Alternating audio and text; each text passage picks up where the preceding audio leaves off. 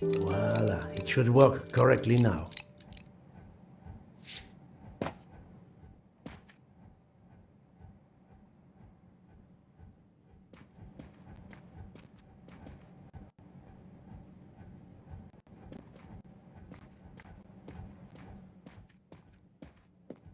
Bravo! I should stick to automobiles. Well, now we can talk calmly. Monsieur Foscarelli, is it? Antonio Foscarelli? Delighted, Monsieur Poirot. You have, of course, heard about Ratchet's murder last night. Oh, naturally. It is all anyone is talking about. Have you ever been to the United States? Yes, it has been a primary market for our cars for the last 10 years. You remember the Armstrong case? Armstrong? The name, yes? It was a little girl. A baby, was it not? Yes, a very tragic affair. Did you know that Cassetti, the kidnapper, was actually Ratchet? Oh, no. Then he deserved to die. I mean, wouldn't you agree?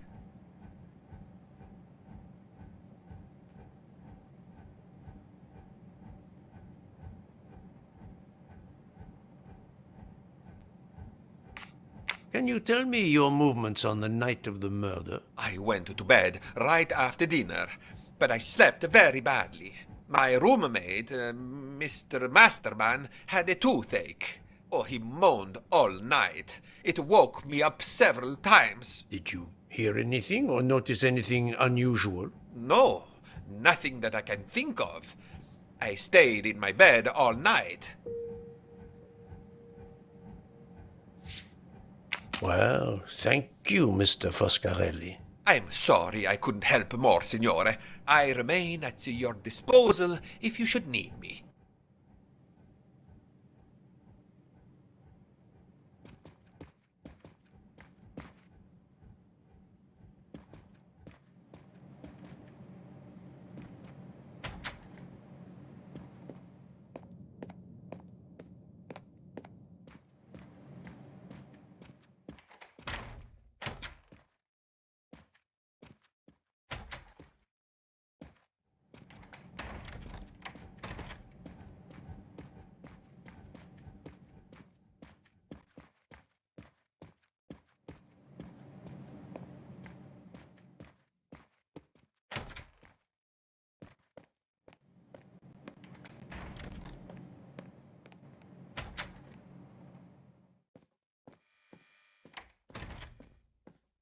Sorry to bother you, Monsieur Mori. I have a question to ask you. Please make it quick. I have a meal to prepare.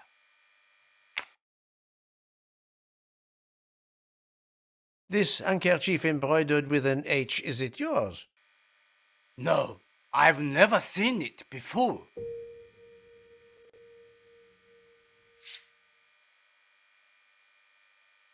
Thank you. That is all I wanted to know. I hope your investigation won't interfere with today's menu.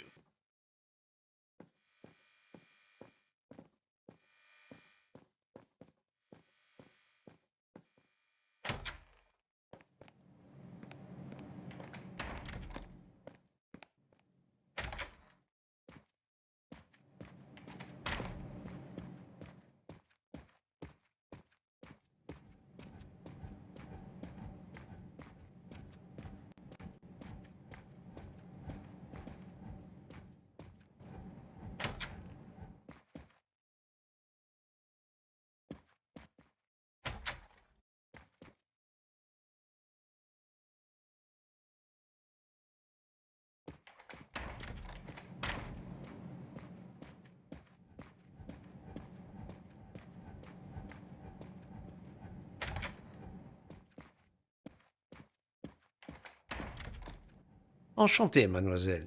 You are Hildegard Schmidt? I am Erfol. And you, I know, are Herr Poirot. Correct. May I ask you for a few minutes of your time to answer a few questions? With pleasure, but first may I ask for your help? Why does this not surprise me? I don't know. I am at your service, Fraulein. My mistress, Princess Dragomirov, has asked me to open this traditional Matryoshka doll. There is a trinket inside she must retrieve. Madame, in my experience, each Russian nesting doll simply pulls apart to reveal the next one inside. Indeed. Yet try it for yourself. As you wish. Ah, you are a gentleman.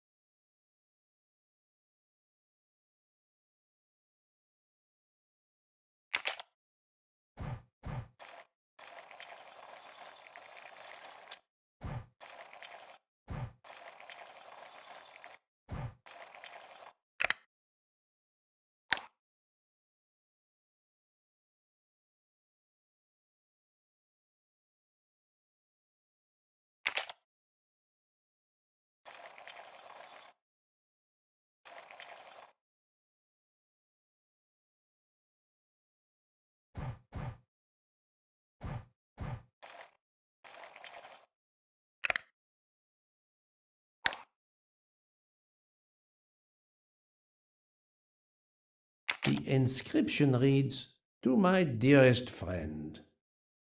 Ah, thank you very much. This doll reminds her of her youth in Russia.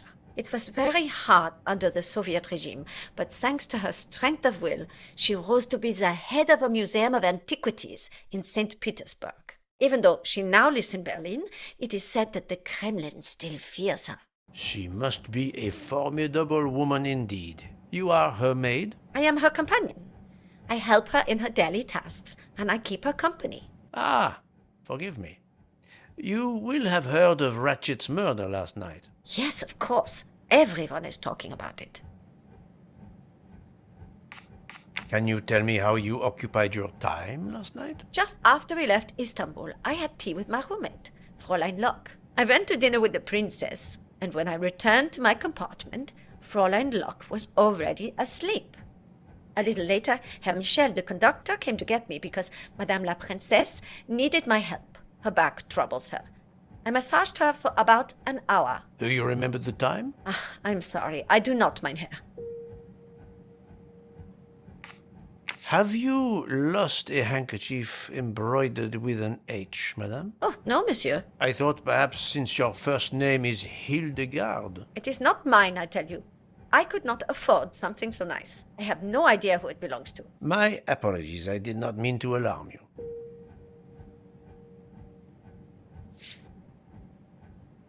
Thank you for answering my questions, madame.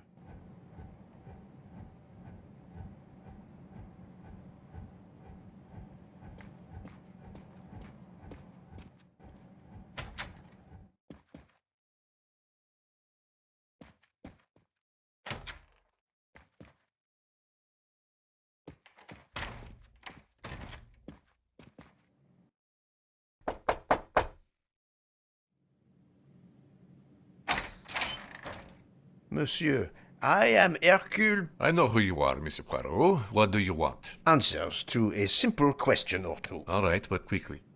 My wife is quite ill. I would like to stay by her side. I promise.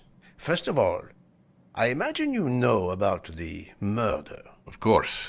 The Countess is terribly distressed. Your full name? Rudolf Adreni, Your home is? Budapest. And how do you come to be aboard the Orient Express? I am a Hungarian diplomat. My family has represented our homeland since the revolution from the Soviet Union in 1956. I was on my country's business in Istanbul.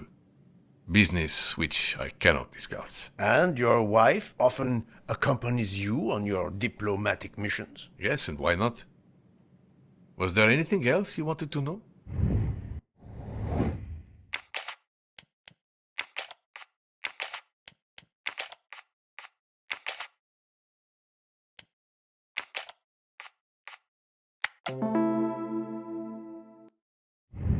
That's the right answer.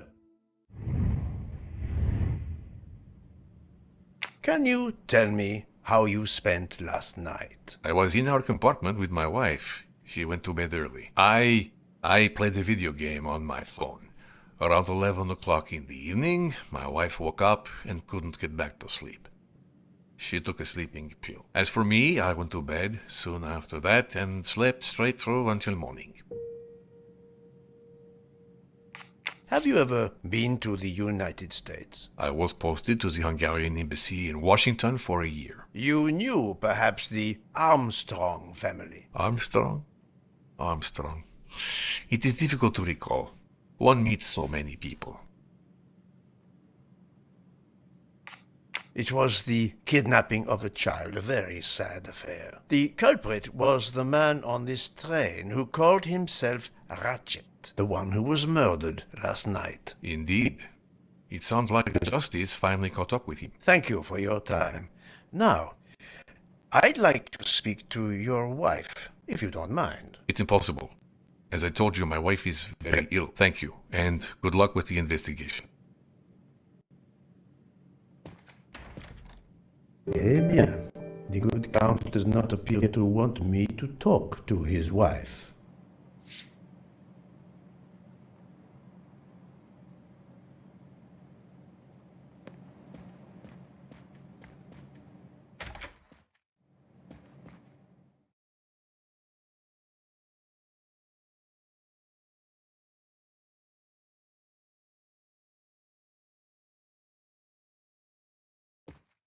Madame Hubbard, may I ask you a question or two? It won't take long. Anything I can do to help.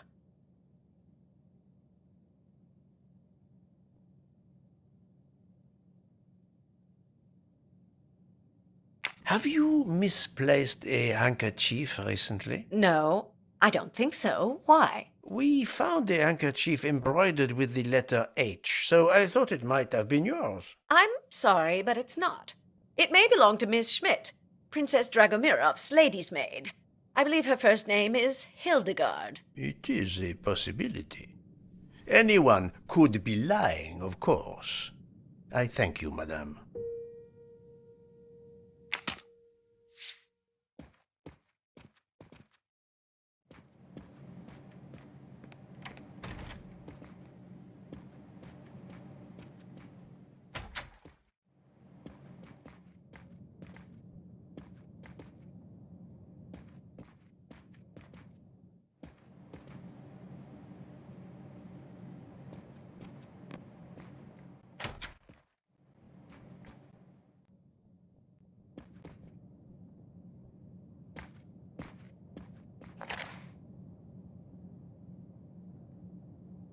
Well, it has been a while since I have seen one of those.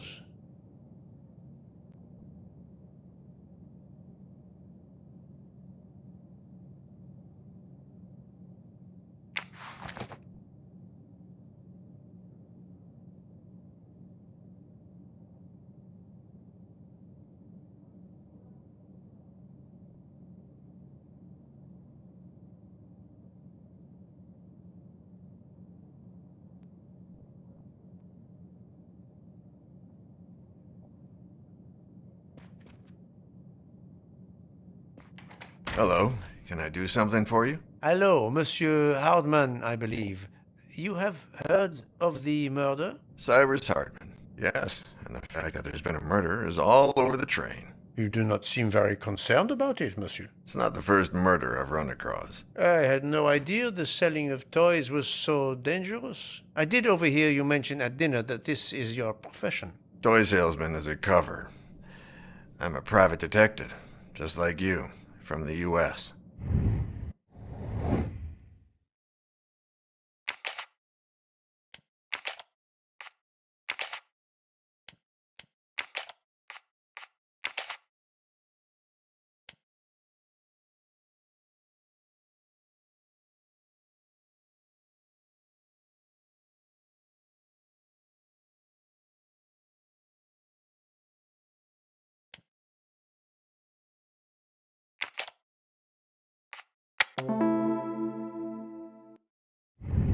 Et voilà.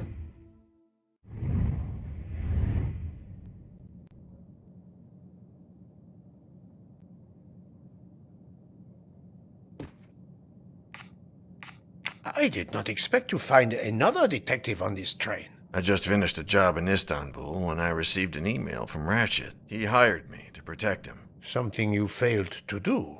I'm not happy about that. He'd received some threatening letters. I was supposed to watch his back, and yeah, something I failed to do. But he seemed to think he was in more danger when he left the train. He was traveling to Paris? I assume so, but I'm not entirely sure. Can anyone on this train confirm your identity? Yeah, that McQueen kid. Ratchet's secretary. Were you on duty last night? You bet. I kept my door open a crack and I watched all night. No one entered that car who didn't belong there. Did you see anything in particular? The conductor, Michel, he was there most of the time too, except for 15 minutes or so after we left Vinkovsky. He must have answered a call from Ratchet's room, then he was absent again for a while around 1 a.m. After that, he didn't move until 5. Monsieur Hardman, have you heard of the Armstrong case? Armstrong? The kidnapping 3 or 4 years ago? Who hasn't? Why? Ratchet's real name was Cassetti. I have reason to believe he was the kidnapper. What? He killed that little girl? No, I didn't know. If I had known, I wouldn't have taken the job.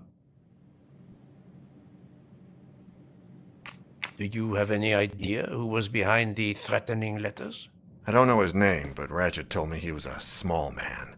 Dark hair, with a womanish kind of voice. Oh, thank you for your help.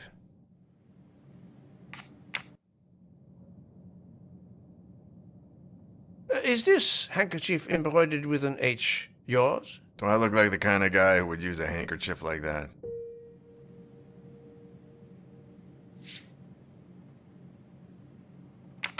Thank you for answering my questions, Monsieur Hardman. Listen, Poirot.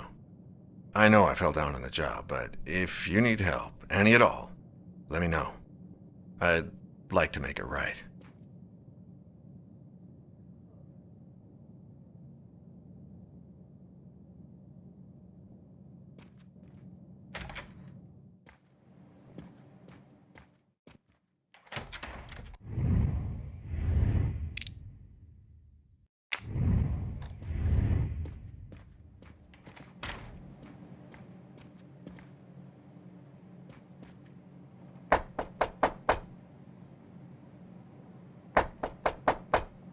I am not prepared to receive anyone. Come back later. Very well, madam. I'll come back later. But you will need to speak to me.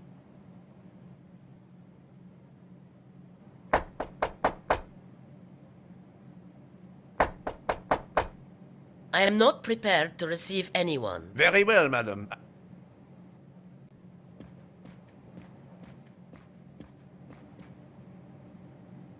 So, my friend, have you finished your investigation? No, but I have managed to solve a few mysteries. Okay. I stay here to watch this young lady.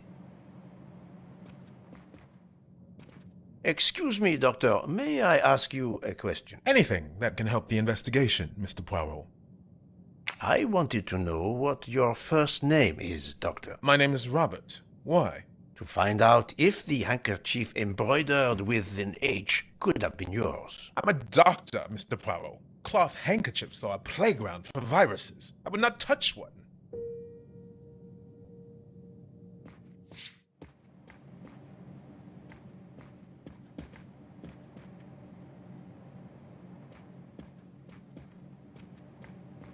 I hope your investigation is going well, Mr. Poirot.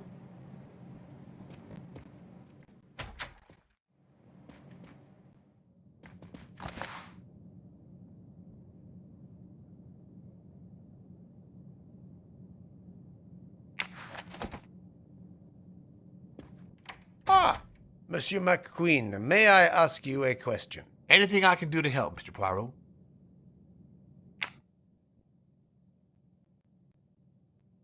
This handkerchief embroidered with an H, is it yours? No, I don't use cloth handkerchiefs.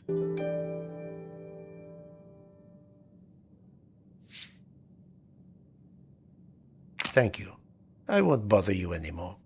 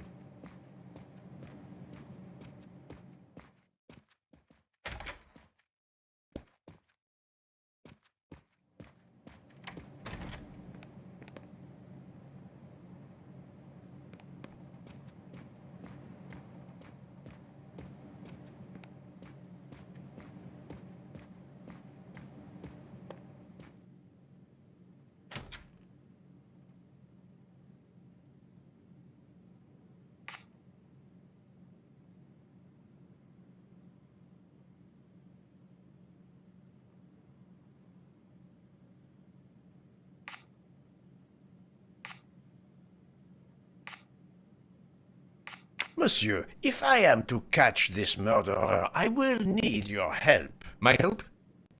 I am at your service, Poirot.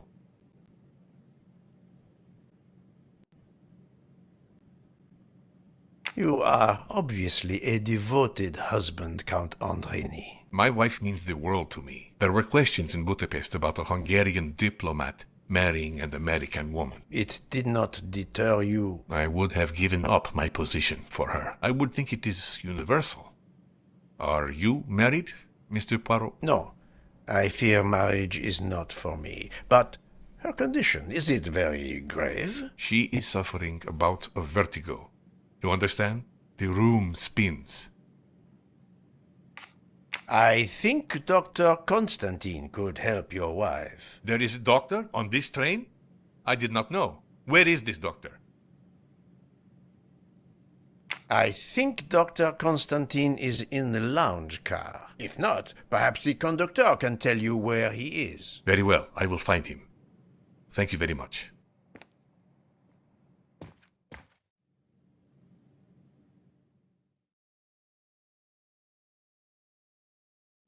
Forgive me for intruding, madame. I am Hercule Poirot. I know who you are, Mr. Poirot. I overheard you send my husband on a wild goose chase. Your husband cares for you greatly, madame. I apologize for exploiting that fact.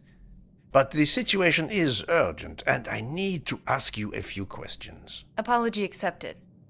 I realize you must speak to everyone. This horrendous murder. It's very upsetting. That is a beautiful music box. Please don't touch the music box. It's a fragile family heirloom. Your accent, is it American? Boston, perhaps? You have a good ear, Mr. Poirot. Yes. Born and raised in what we call the Back Bay. Are you in the diplomatic service like your husband? No, not officially. I was still in college when I met Rudy 2 years ago. I keep myself busy handling his scheduling, travel, appointments. Ah, what is the saying? Behind every great man there is a great woman. That was the saying. Today one might reverse the sentiment as well, don't you think? Of course, I stand corrected.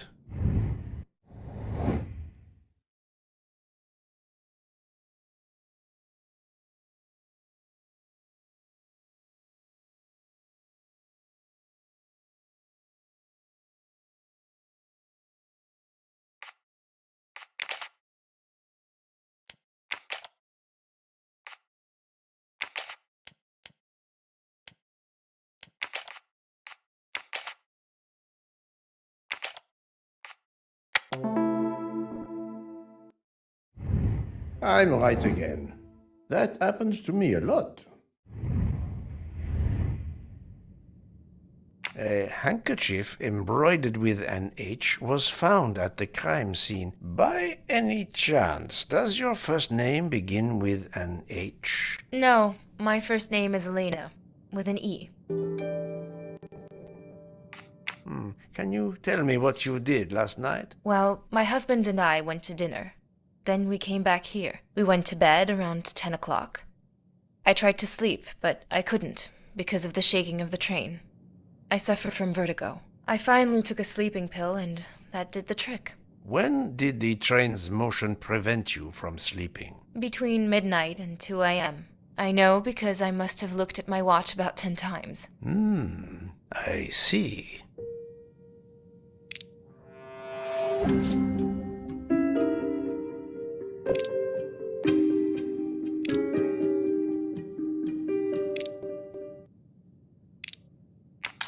Come now, Countess. You are not telling me the truth. Why do you say that?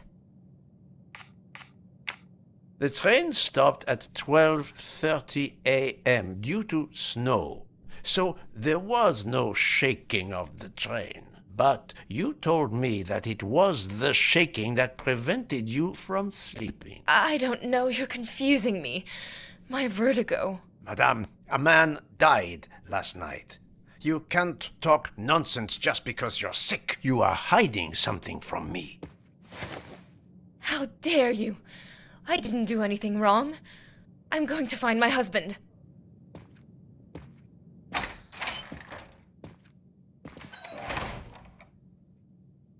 That was unkind, I know, but my strategy worked. I can now inspect this room in peace.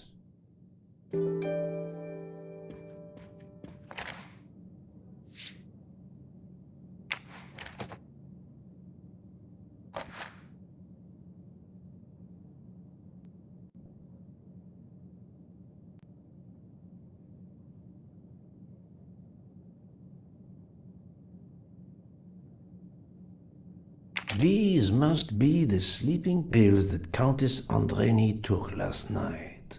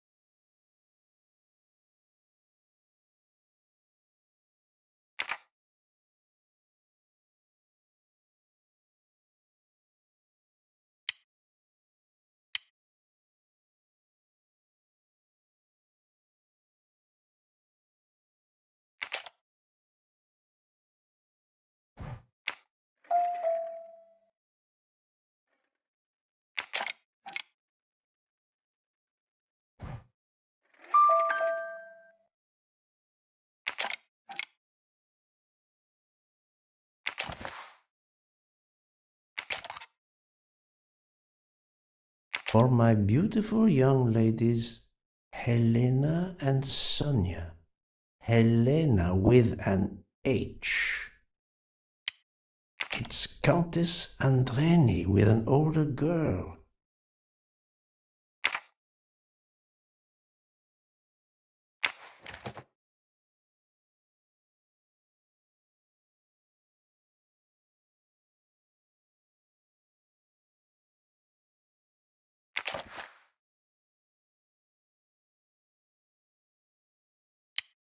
An engraving written in, I believe, Russian Cyrillic. It looks like a first name. Poirot! Have you no shame? Monsieur, I am afraid shame is not a very helpful emotion for a detective trying to get at the truth. What are you doing in our compartment? I am investigating a murder, Count Andreni. My wife is ill. My apologies, monsieur, but your wife seemed in perfect health when she left the room to find you. I do apologize, but I needed to search your compartment. You will regret this, Poirot. Please, Count. You aren't going to challenge me to a duel, are you? Countess, I'm afraid I took the liberty of inspecting your little music box. How dare you? The message in the medallion was addressed to you and Sonia. Sonia Armstrong, your older sister, the mother of Daisy, the murdered child. I am a Hungarian diplomat. You have no official standing here. You have no right to search. No, Rudolph. Let me speak. It's useless to deny what this gentleman says. I am Helena Goldenberg, the sister of Sonia Armstrong, and Daisy was my niece. The music box is a gift from my sister's godmother, a very close friend to my mother. We hid the truth from you when we learned that the man killed last night was the person who destroyed my family. I panicked. I didn't want to be accused. That is also why you lied about the H in your first name? Exactly. Your ferreting about looking for the H is obviously part of your investigation. If I found a handkerchief in Monsieur Ratchet's room embroidered with an H, I might suspect you had been there. A handkerchief? I don't have any handkerchiefs embroidered with my initial. To be honest, that sounds awfully old-fashioned to me. I give you my word of honor that last night, Helena never left her compartment. My wife is telling you the truth, Poirot. I hope so. I'll let you rest. The matter of the H on the handkerchief still needs clearing up. But first I should check the inscription on the back of the medallion.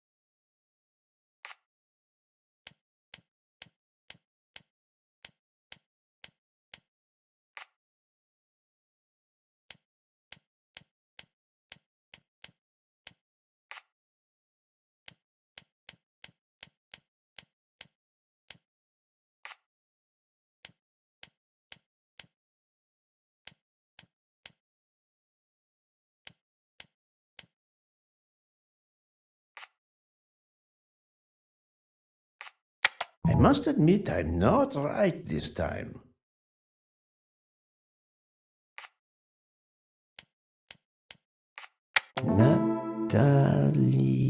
Natalia. Would it be Natalia Dragomirov? She is the only Russian passenger on the train. In addition, her first name begins with an H in Cyrillic. That was easy.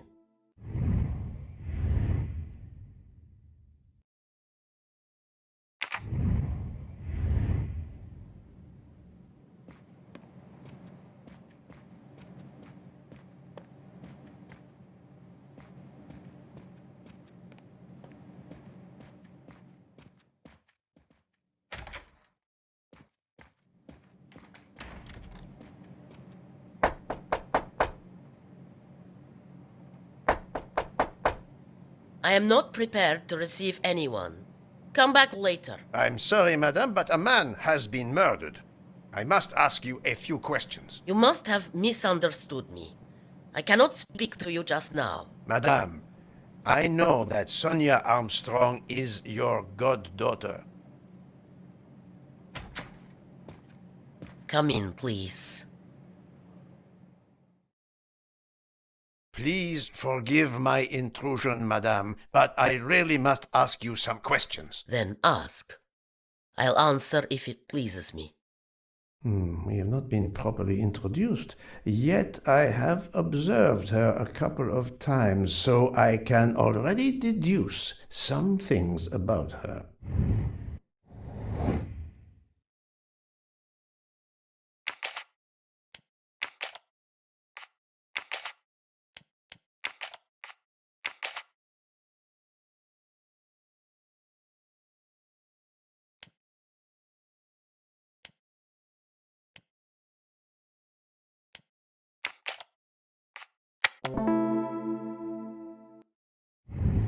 Et voilà.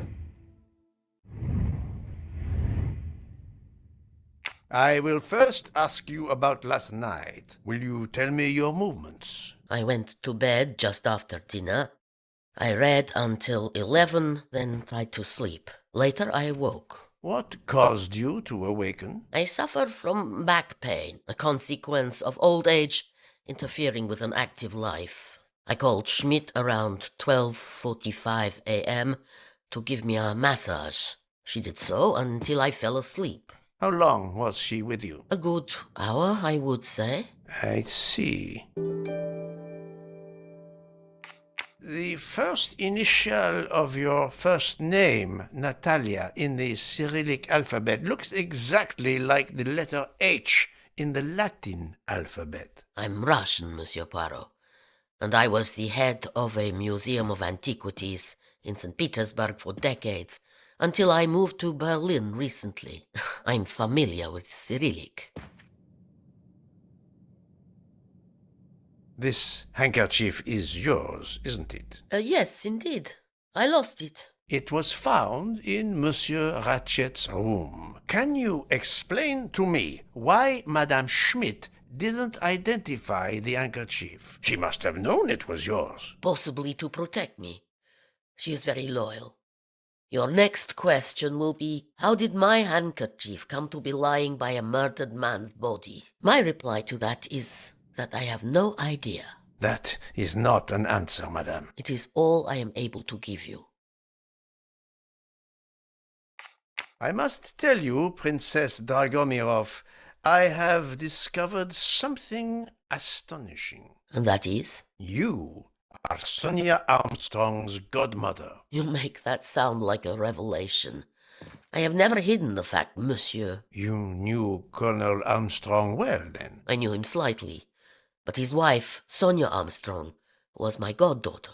I was on terms of friendship with her mother, the actress Linda Arden. Linda Arden was a genius, one of the greatest tragic actresses in the world. I was not only an admirer of her art, I was a personal friend. Very well. But this links you to the Armstrong kidnapping case. Helena Andreni is the sister of Sonia Armstrong, the late mother of Daisy Armstrong, kidnapped and killed by the man who was murdered on this train, Ratchet. Indeed. Was it he? Then justice has at last been served. Allow me to summarize. Do I have a choice? First coincidence, I shall call it. You are close to the Armstrong family, and the presumed assassin of Daisy Armstrong was killed while you were on board the same train. Second coincidence. Your handkerchief happens to be found at the foot of the victim's bed. Third coincidence. One of the stab wounds inflicted on the body was by a left-handed person. You are left-handed. That is a lot of coincidences, Princess Dragomirov. Well, Monsieur Poirot, call it fate. If you report to the police your coincidences, they will laugh. A woman of my age and frailty has violently murdered a man?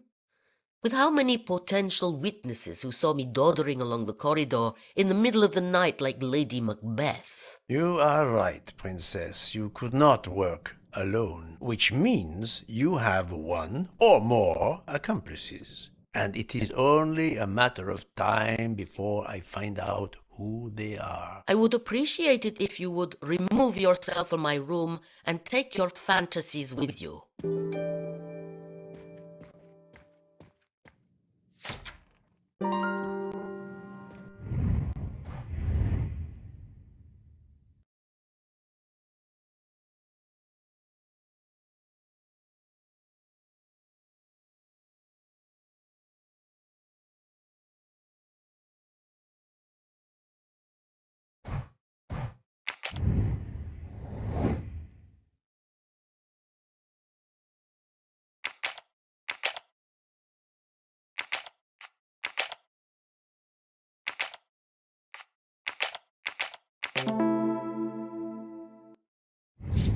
I'm right again. That happens to me a lot.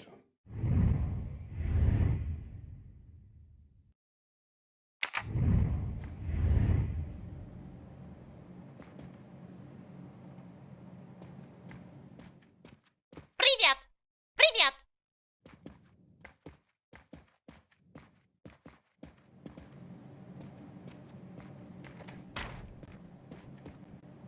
Oh, Poirot, you're there. She hasn't moved, but she seems to be waking up little by little. What about you?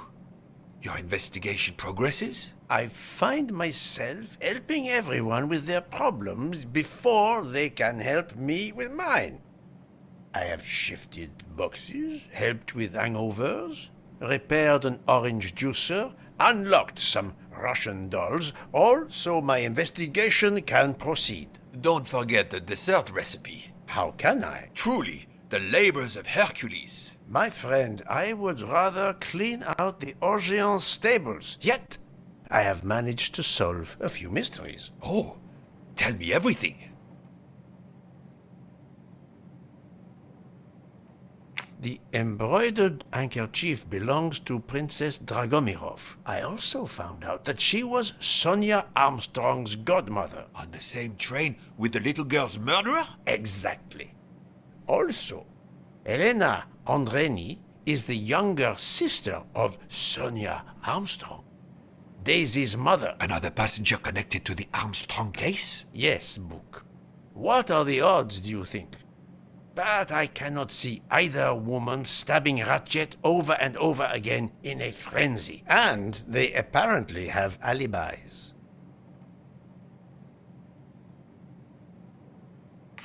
I had 3 theories concerning the broken watch. It could have been tampered with. It could have been out of adjustment before the murder. Or, of course, it could indicate the actual time of the murder. The only hypothesis I could rule out was that the watch was out of adjustment. For the others, they are impossible to verify. So the watch is of little use to the investigation. And I was convinced that it indicated the time of the crime. 2 women involved in the Armstrong case. Let us not forget our patient here. There are 3 women. Look, she seems to be waking up.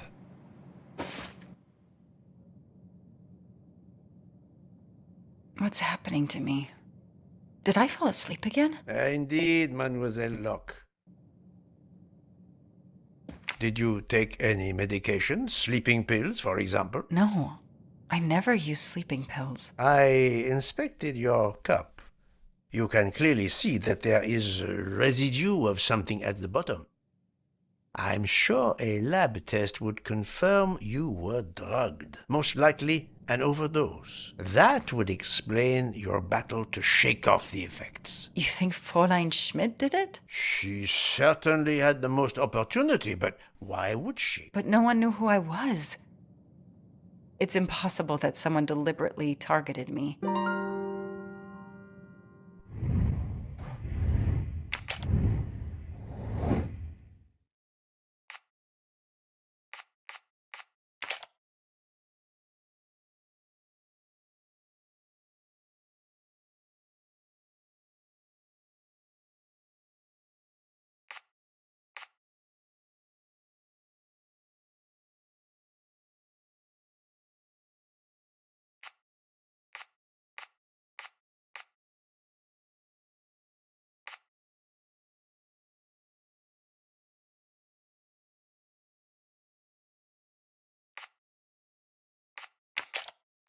Fräulein Schmidt or Monsieur Michel may have drugged the tea that Mademoiselle Locke drank. Fräulein Schmidt or Pierre Michel could have drugged your tea. They are really the only two people on this train who could have done it. But why would either one do it? Mr. Poirot, I'm feeling much better. I'd like to bring you up to date to why I ended up on this train. If you are able, I would very much like you to finish your story. Very well, then. After the Daisy Armstrong case was officially closed, I put out a standing request to the police departments in the Boston area for anything on Michael Clark.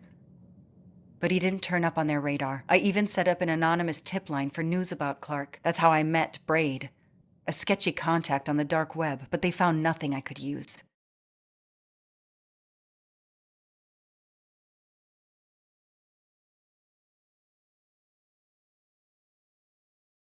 Four long years passed without anything new. Every day I looked at the evidence board I put up in my apartment bedroom. Then this morning, a police report landed on my desk that changed everything. I paid a visit to the police property room and took home a box full of clues. There was his name. Michael Clark.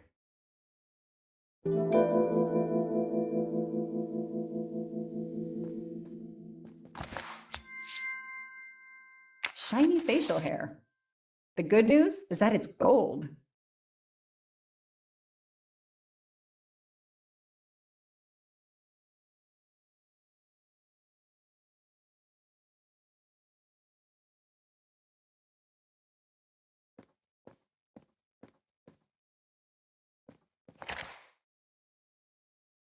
I've read it probably 10 times already, but I can't get enough of it.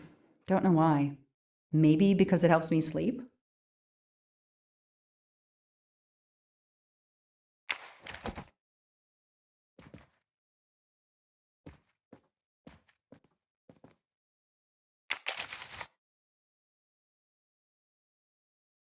A bill from the power company with, I'm sure, plenty of excuses why my rates keep going up.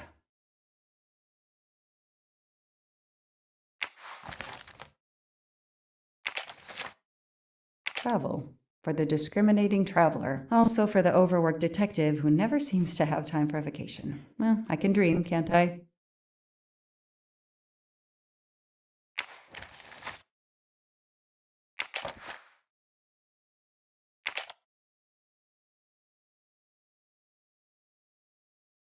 Years of no new leads in the Armstrong case, and then this. Michael Clark, the sarcastic reporter, my prime suspect in the kidnapping, murdered 4 years ago?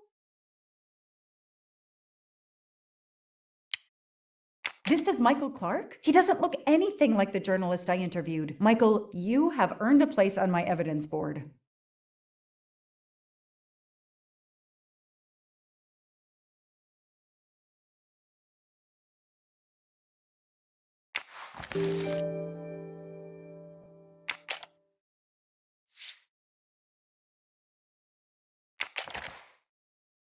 Suzanne's hair, so conveniently left in the cabin for us to find. It was planted. I knew she was innocent.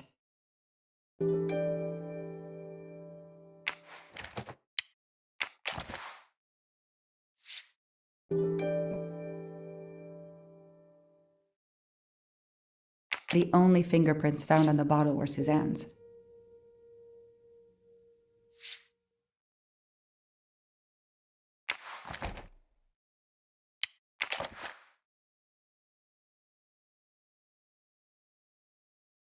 So clever. All that evidence, and yet no DNA found.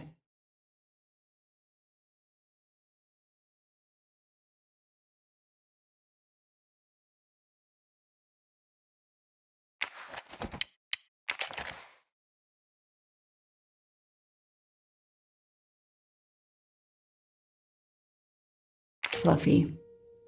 Daisy's plush toy.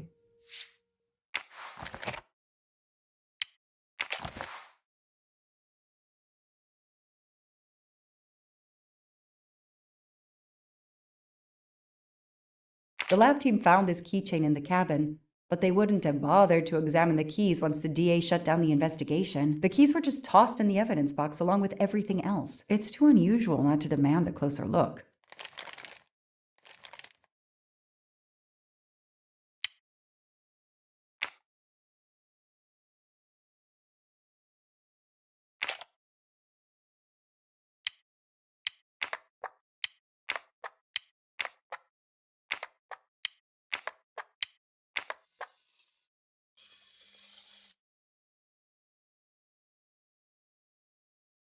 What do they call this? Brass knuckles? Knuckle dusters? Illegal in Massachusetts. Possession alone can lead to serious jail time.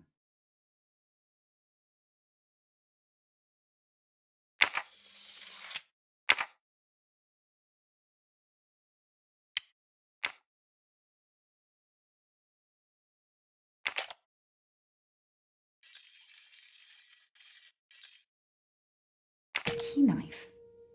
They sell them on the internet for self-protection.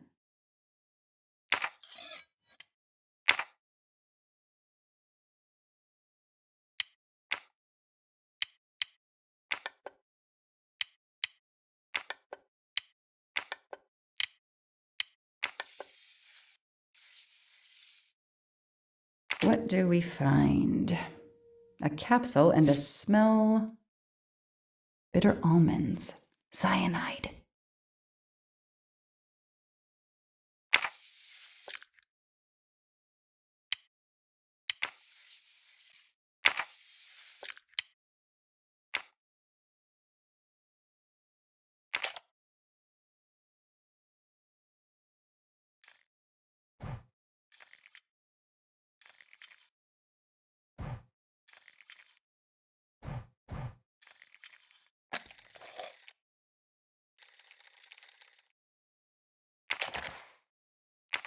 A USB key.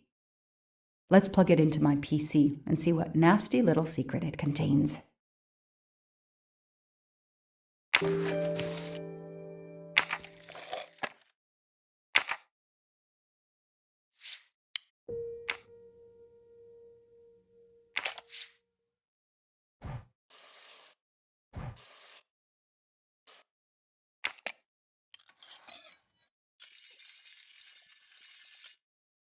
What do we have here? A flashlight. They can also conceal knives, but in this case we have lockpicks.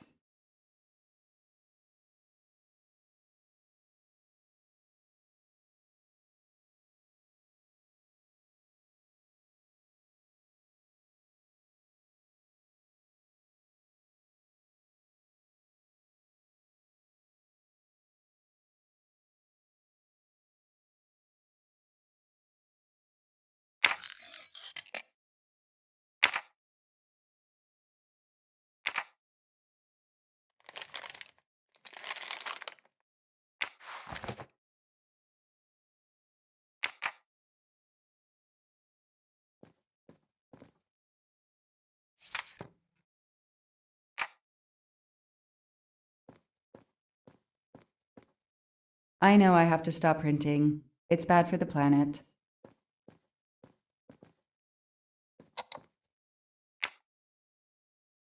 Shaved off the Metro beard.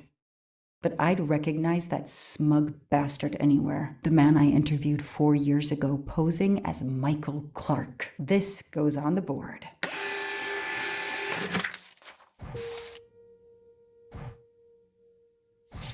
Maybe they needed to show the ransom to someone to check if the serial numbers were still on record. I'll print them, and on the wall they go.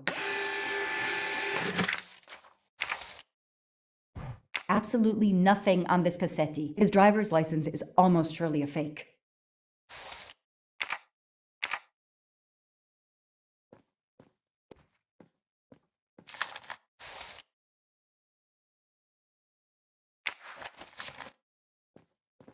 I don't have time to waste on magazines.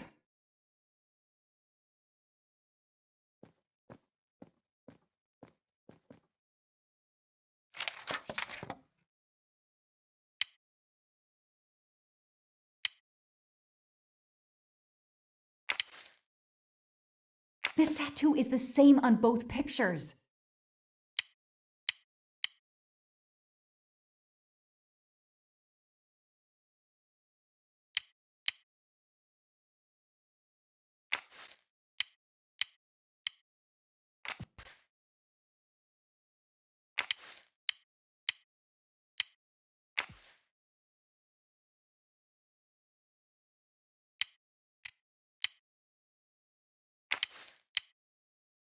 I knew it.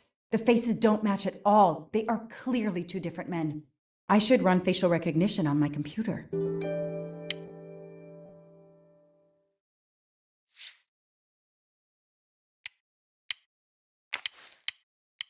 So, Ratchet's real name was Cassetti.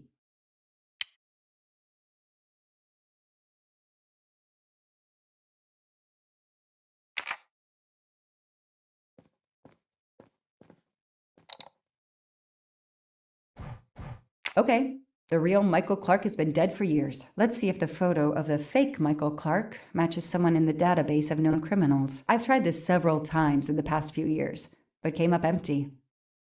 Maybe whoever he really is has finally made a mistake. That could be him, but he looks pretty different.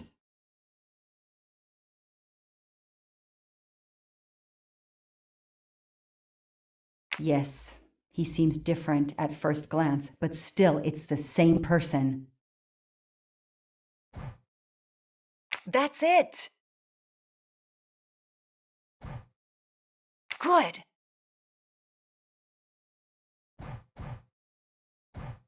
He's changed his appearance a lot. Probably had some plastic surgery on his nose, but there is no doubt it's the same person. Let's see why he was arrested.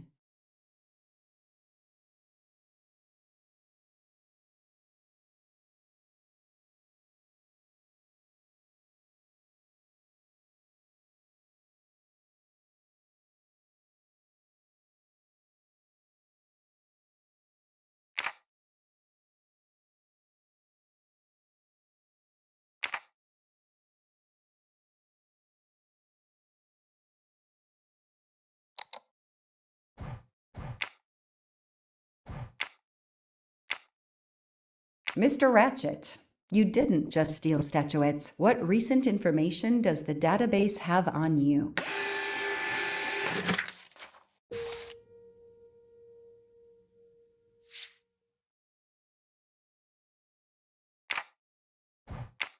It's so frustrating. I have a name, but I can't find anything about him. But I know just who to call.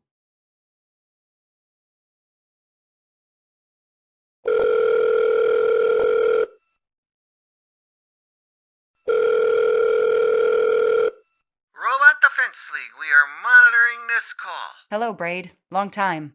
Oh, Joanna. Hey, how may I assist you? I need you to search the dark web. Yeah, can you narrow that down a little? Cause, it's pretty big and pretty dark out here. Could you find intel about a Samuel Ratchet? Samuel Ratchet. Got it. Bad dude? They don't come worse. Send me what you find by email. Alright, hang on. Okay. Yeah, uh-huh. Okay, nope. And... okay. Oh, this might be something. I gotta do a deeper dive, but you should find this interesting. Could be coincidence if I believed in them. Emailing details. Domo arigato, Mr. Roboto. We're here to save mankind. Oh, it's a cookbook!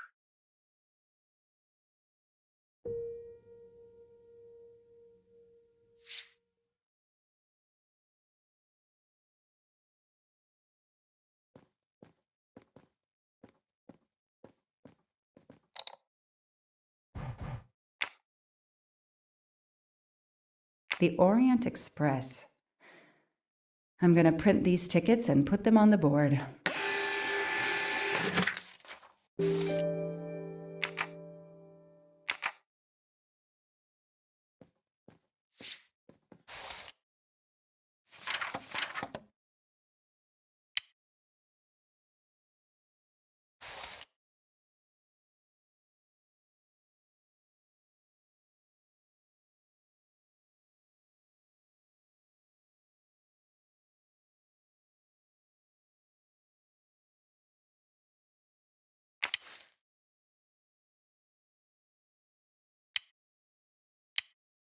As Ratchet is alive, the dead man can only be Noah.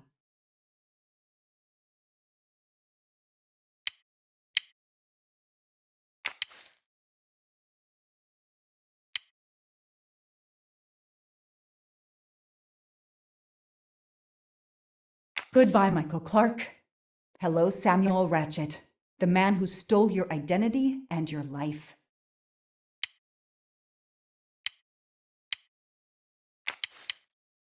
This is Ratchet's ticket.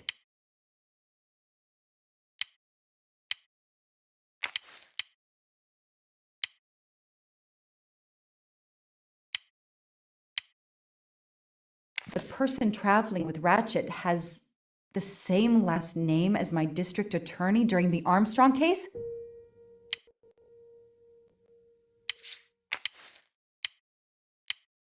These tickets were all booked by McQueen.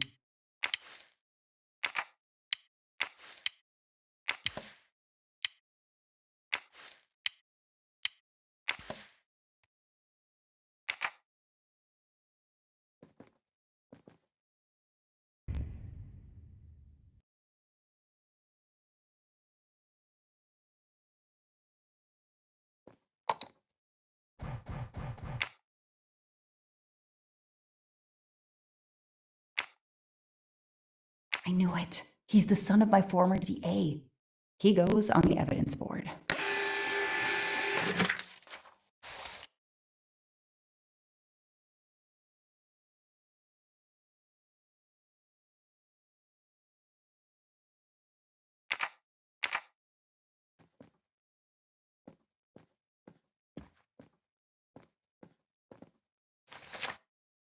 The Orient Express departs from Istanbul next week. Interesting.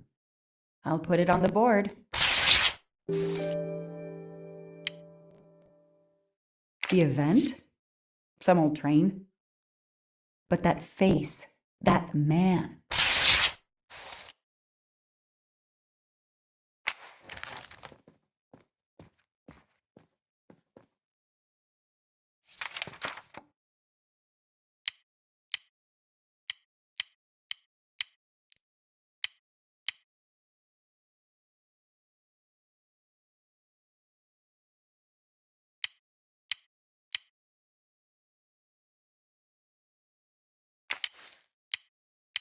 I know that face. That's John Armstrong's driver.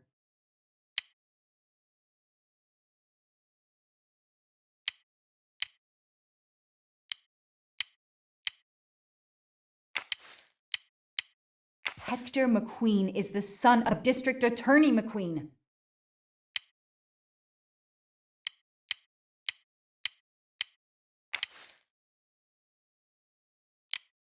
Here's what Hector McQueen looks like.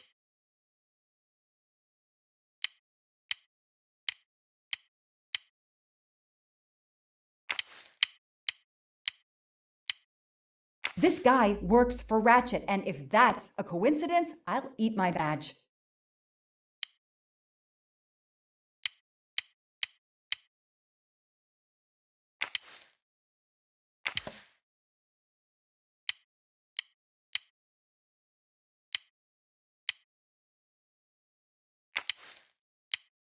Foscarelli will be on the Orient Express next week.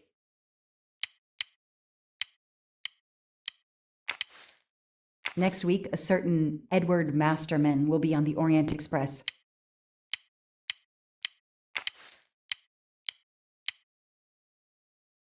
Hector McQueen will be on the Orient Express next week.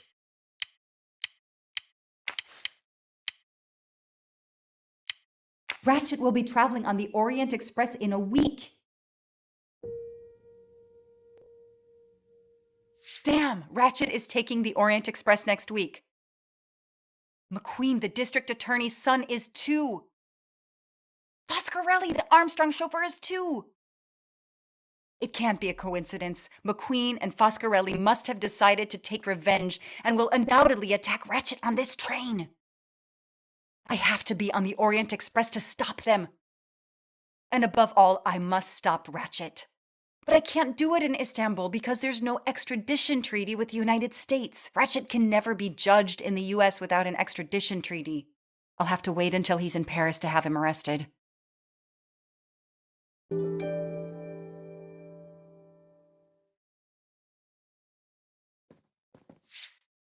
I know I have to stop printing.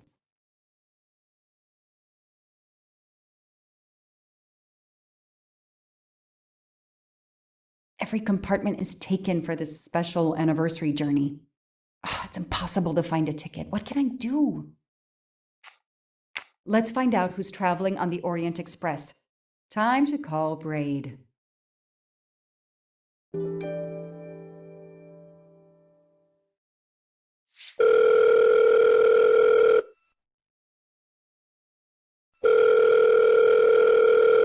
Braid! It's me again. I haven't found anything useful yet. I need one last favor. But it's a big one. Uh-oh. Can you find me the list of passengers of the Orient Express for that anniversary trip? Hold on.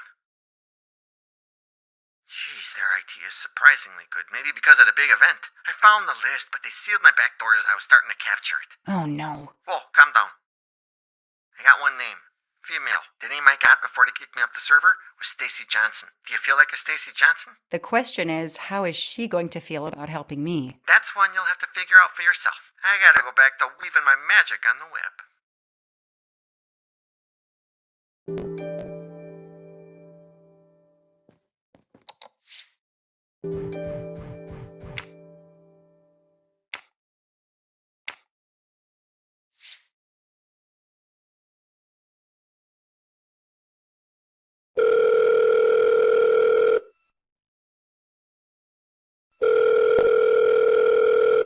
Hello, is this Stacy Johnson? Who's asking?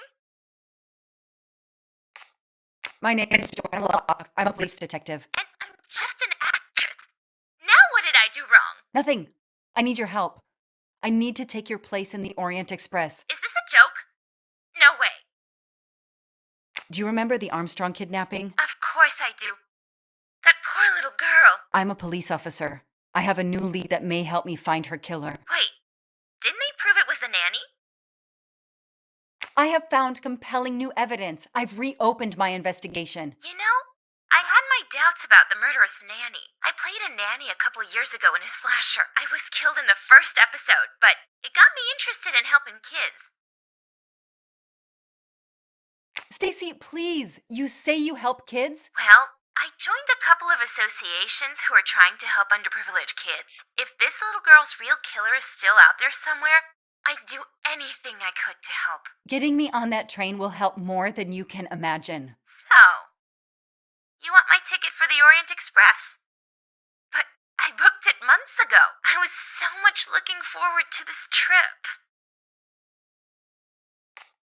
Stacy, I can tell you care about kids. Here's your chance to help put this beast in prison for the rest of his life. Think of the publicity for those causes you care about. Think about the kids. The kids. Yeah. All right. We'll do it for Daisy and the kids who suffer. I'll take care of changing the tickets to your name and send it to you. Get him. Make him pay. I will. Thank you so much.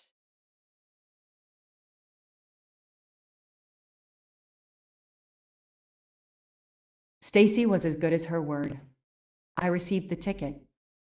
I called my chief to let him know I was taking my vacation time. I had coming. I flew to Istanbul. I was finally going to nail the monster responsible for Daisy Armstrong's death, Michael Clark's death, even his accomplice, and, I suspected, so many others as well. You know the rest.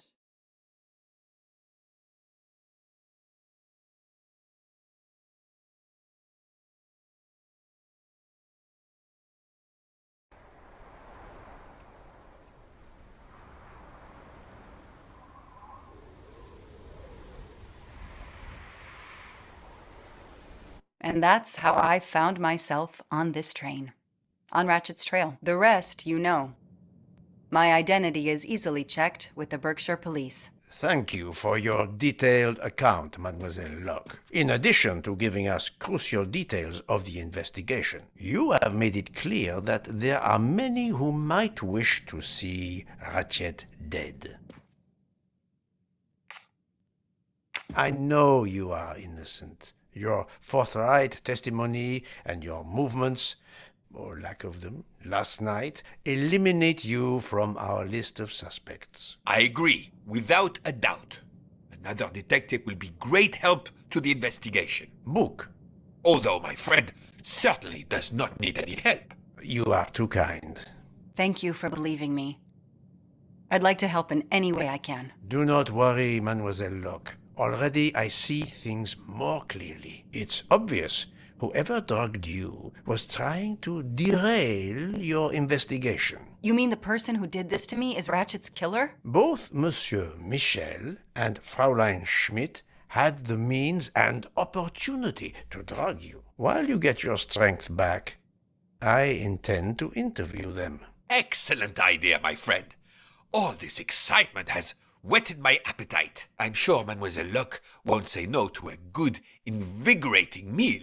What? No. I want to hear what the conductor and Fräulein Schmidt have to say for themselves. It is my duty to ensure the well-being of the passengers. If Dr. Constantine has no objection, I will escort you to the restaurant car. On the contrary, some food will do her the greatest good. Well, I'm still a little shaky. Mr. Poirot, will you please keep me informed about what yarn? You may be certain of it.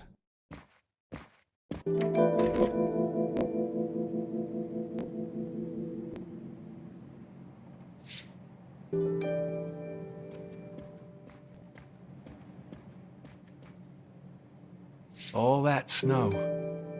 Are you familiar with the concept of entropy, Monsieur McQueen? Oh, Mr. Poirot, I didn't see you.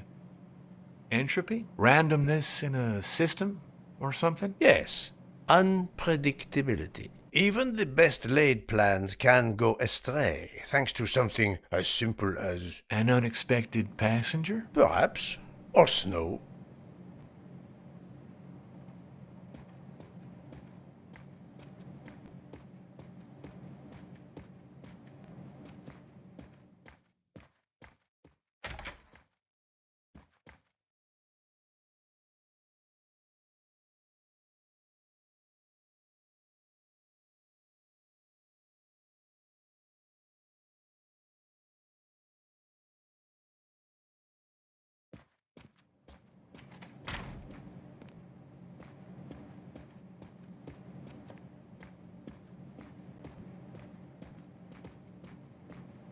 I have nothing to ask them at the moment.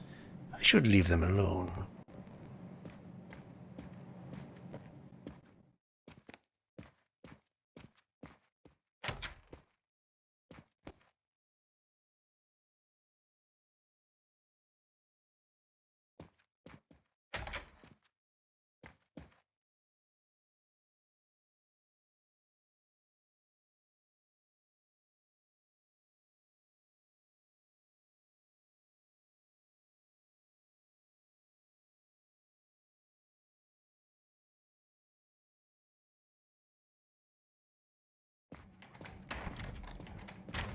Good evening, Fräulein Schmidt. May I disturb you for a moment? You asked so politely, mein Herr, but I do not think I have a choice.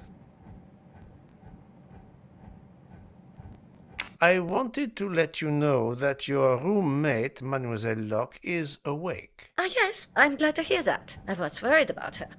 Did she tell you what had happened to her? Unfortunately, she doesn't remember much, but we found a residue of a sleeping pill in her cup of tea. Since you two were alone together in your room when she drank it, who else but you could have dragged her? Must I point out I do not make the tea on this train? You should question the conductor or the kitchen staff.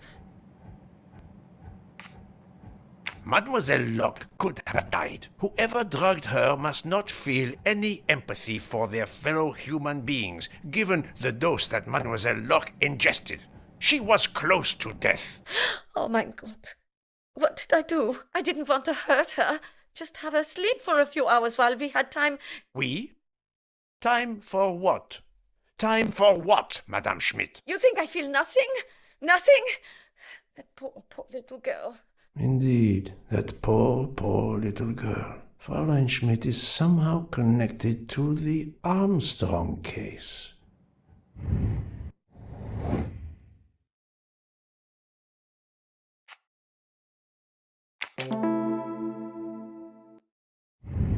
That's the right answer.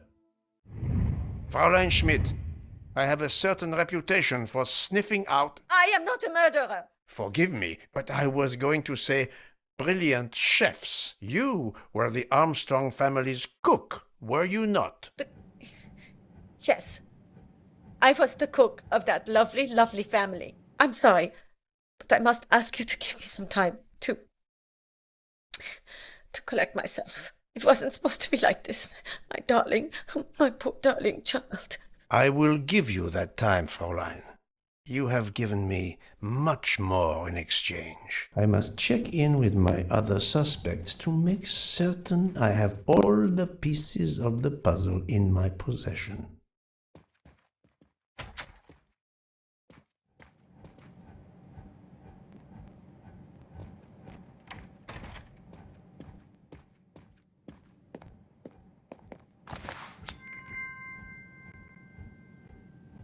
Another golden moustache to treasure. Can I get you something, Monsieur Poirot? Everyone is so tense. An aperitif soon, Monsieur Fauchet, with pleasure, when the matter is resolved.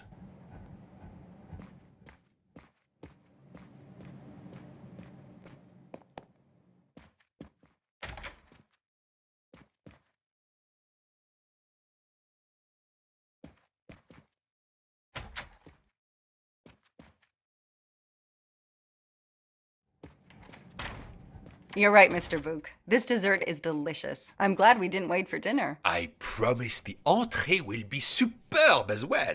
Detective Locke, you are recovering well, I see. Yes, I should be helping with the investigation. Do you know who drugged me? It is early yet for conclusions. When I return, then we shall see. Do not worry, Poirot. She is in good hands. Hotaru, Freya, and yours truly are looking after her.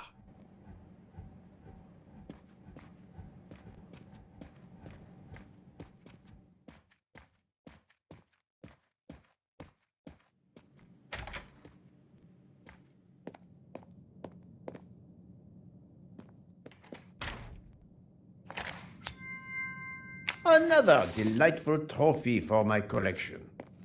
Not now! Not now!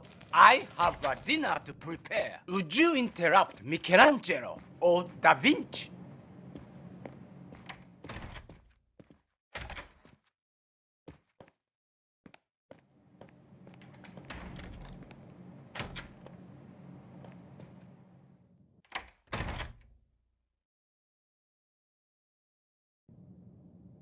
Good evening, Michel. Am I bothering you? You seem stressed. With everything that's going on, I must admit, it's difficult to be relaxed. Of course, I understand. Especially since we know that Detective Locke's tea was drugged before it was served to her. Detective? Come now, Michel. Surely you would have taken the opportunity to search her things and found her badge. Luckily, she woke up and was finally able to tell us her story. Hotaru boiled the water, Jean made the tea. I just brought it. Sir, it could have been any of the staff. Your defense is to accuse others?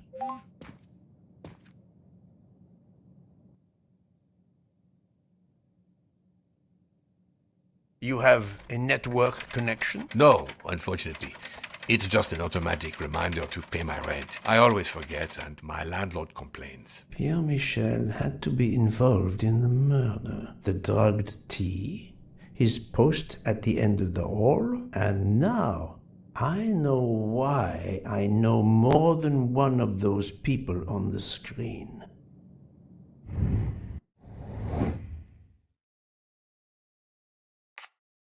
Adequate.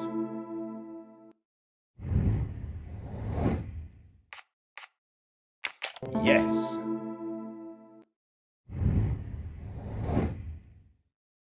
Nice. My little gray cells did not let me down. You are the father of Suzanne Moreau, Daisy Armstrong's nanny. My condolences on the death of your wife. What? But my wife... Enough lies. Suzanne does not bear your name? No. Suzanne's mother and I were divorced. Suzanne kept her mother's name. My most sincere condolences, Monsieur Michel, on the deaths of Suzanne and your wife. This job, I loved them, but I was never there for them. Then, a year after the divorce, Solange became ill. Suzanne took her to this special hospital in the U.S. Got that job as Daisy's nanny. I understand your pain, and the reason that led you to drug Detective Locke. We really can't hide anything from you, can we? Many have been foolish enough to try and keep the truth from Hercule Poirot. Yes, I admit, I drugged the tea. But it was only to keep her quiet until I could... But she reacted so much to the sleeping pills. She was lucky, as are you, that she didn't die. To be frank, there is one more thing that puzzled me, but I think I understand now.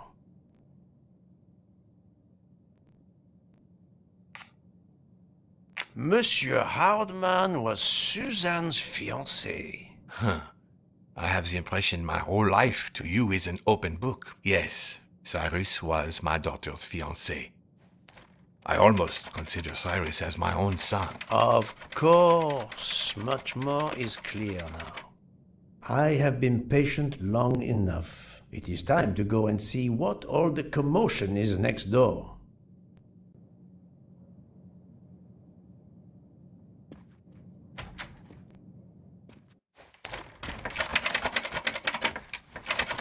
Monsieur Hardman, excellent. The gods who watch over detectives must have trapped you here. Why didn't they watch over me? I'm a detective, too. I was talking to Michelle about a leaky faucet, and I wanted to go out, but, you showed up. No need to invent some preposterous story. But really, Michel has told me everything. You are the fiancé of Suzanne Moreau, his daughter. Oh. I see. Surely this is not a big surprise to you. No. Suzanne was the only woman I ever loved. And I failed her. We got into a spat. It was nothing, but I was too proud to apologize. We weren't speaking at all. Suzanne never really cared for that guy Noah. She would have forgiven me. If only... If only... If only. A common refrain between lovers who quarrel. Obviously, Pierre Michel and Fräulein Schmidt both drugged Detective Locke's tea, causing the overdose. No wonder she had so much trouble waking up. Time to report my findings to her and book. Ha-ha! Golden moustache.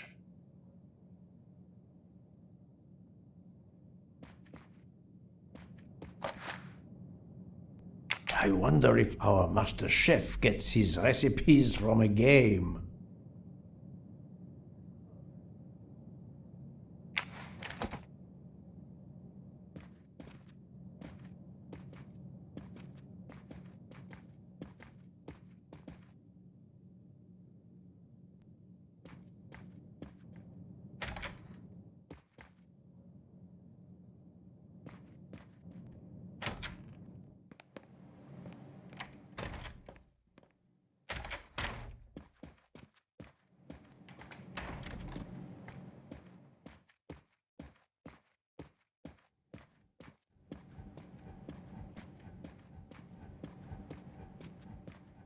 So, my friend, tell me, you have something new?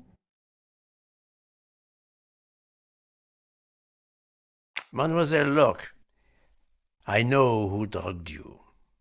Fräulein Schmidt, the Pierre Michel, admitted putting sleeping pills into your tea. This explains your overdose. They are relieved you are recovering. Michel drugged a passenger?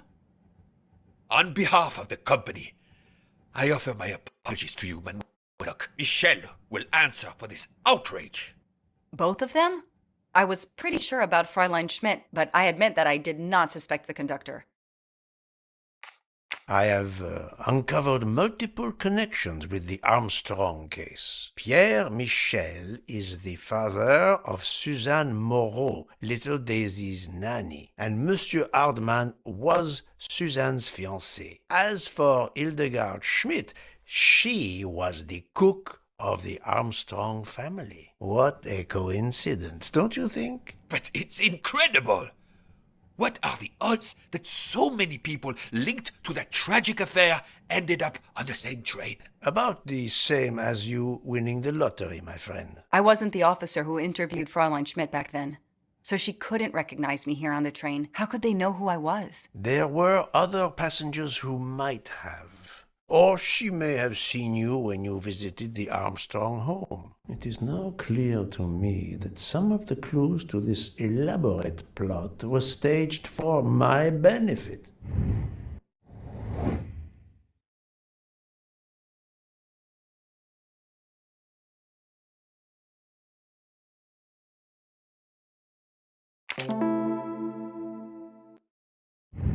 I'm right again. Happens to me a lot. Some clues and information collected so far could lead to a hypothesis. The murderer boarded the train in Vinkovsky, killed Ratchet, and then left the train immediately. How did you come to that possibility? Monsieur Hardman told me about a short man with a high-pitched voice who threatened Ratchet. Imagine for a moment that this man, wearing a wagon-lit conductor's jacket, killed him while Michel was on the platform at Vinkovsky. This murderer then hid the conductor's jacket in Detective Locke's room, then fled before the train left. Why choose Detective Locke's room? Why, indeed. Let me re-explain from the beginning.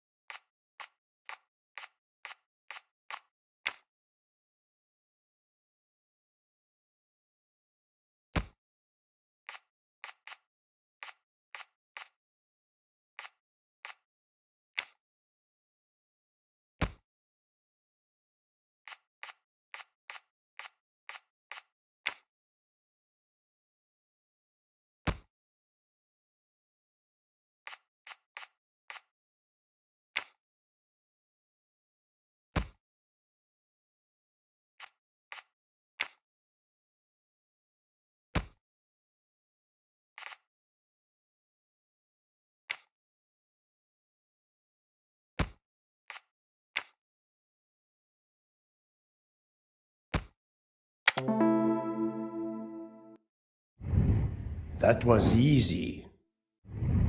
Mon Dieu! Oui! That must be it! Everything fits so well! It fits too well, my friend. Other clues lead to a second hypothesis, much more plausible.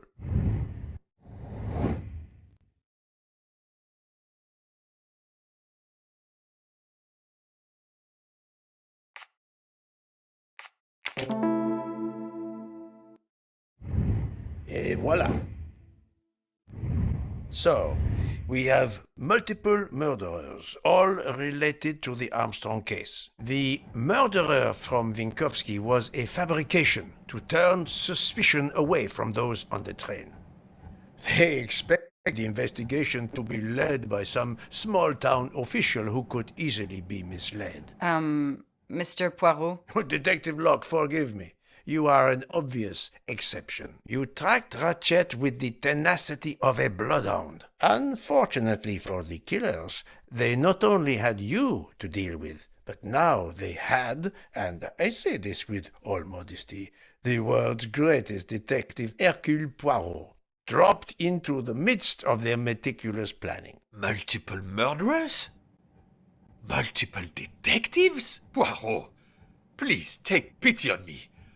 Who is linked to this case, and who is not? My poor friend, I have gone speeding out of the station without you. I will continue.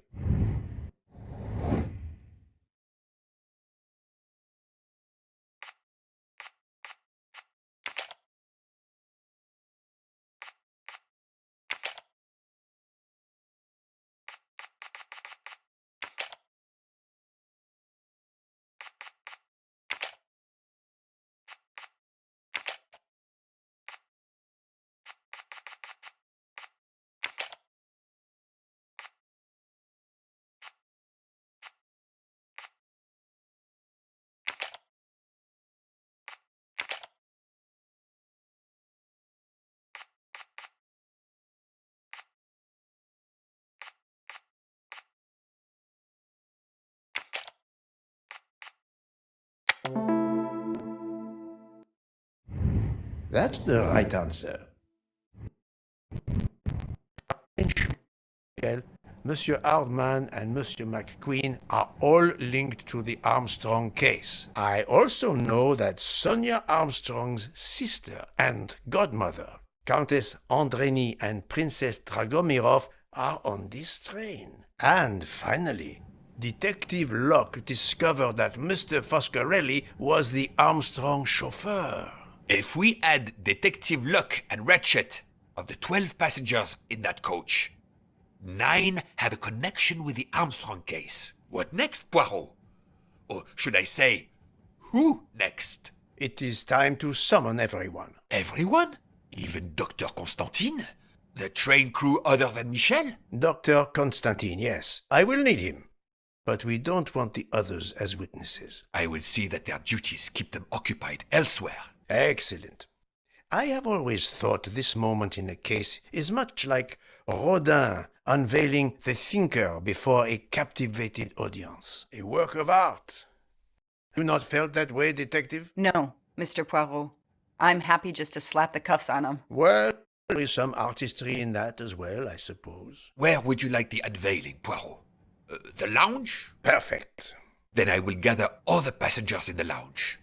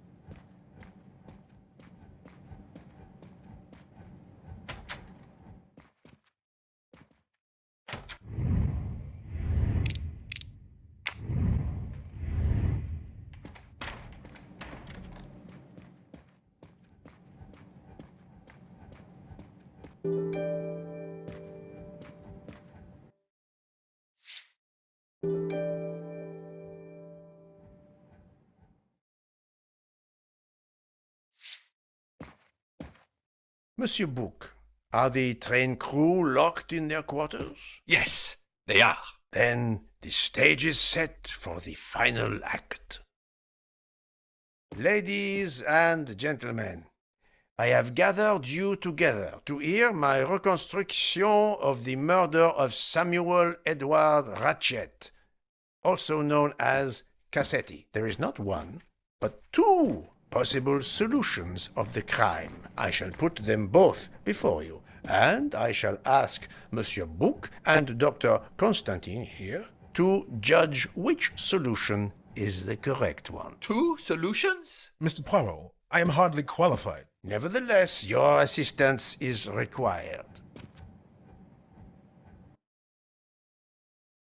Now, you all know the facts of the case. Ratchet was found stabbed to death this morning. He was last known to be alive at 12:37 a.m. last night, when he spoke to the wagon-lit conductor through the door. His watch was found to be badly dented, and it had stopped at 1:15. Dr. Constantine, who examined the body, puts the time of death as having occurred between midnight and 2 in the morning. At half an hour after midnight, as you all know, the train ran into a snowdrift. After that time, it was impossible for anyone to leave the train. So, here is my first theory.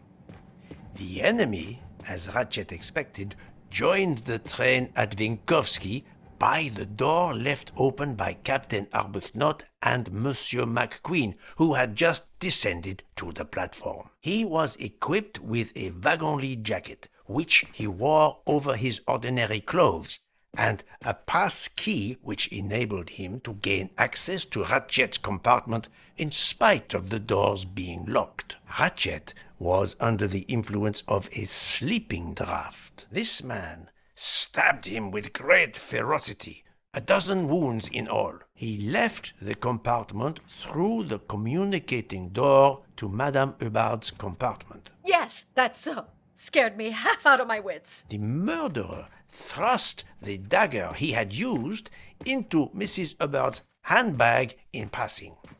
Without knowing it, he lost a button of his uniform. Then he slipped out of the compartment and along the corridor. He put the uniform jacket into Detective Locke's suitcase to cast suspicion on her. And a few minutes later, dressed in his ordinary clothes, he left the train just before it started off again, using the same means for egress, the door near the dining car.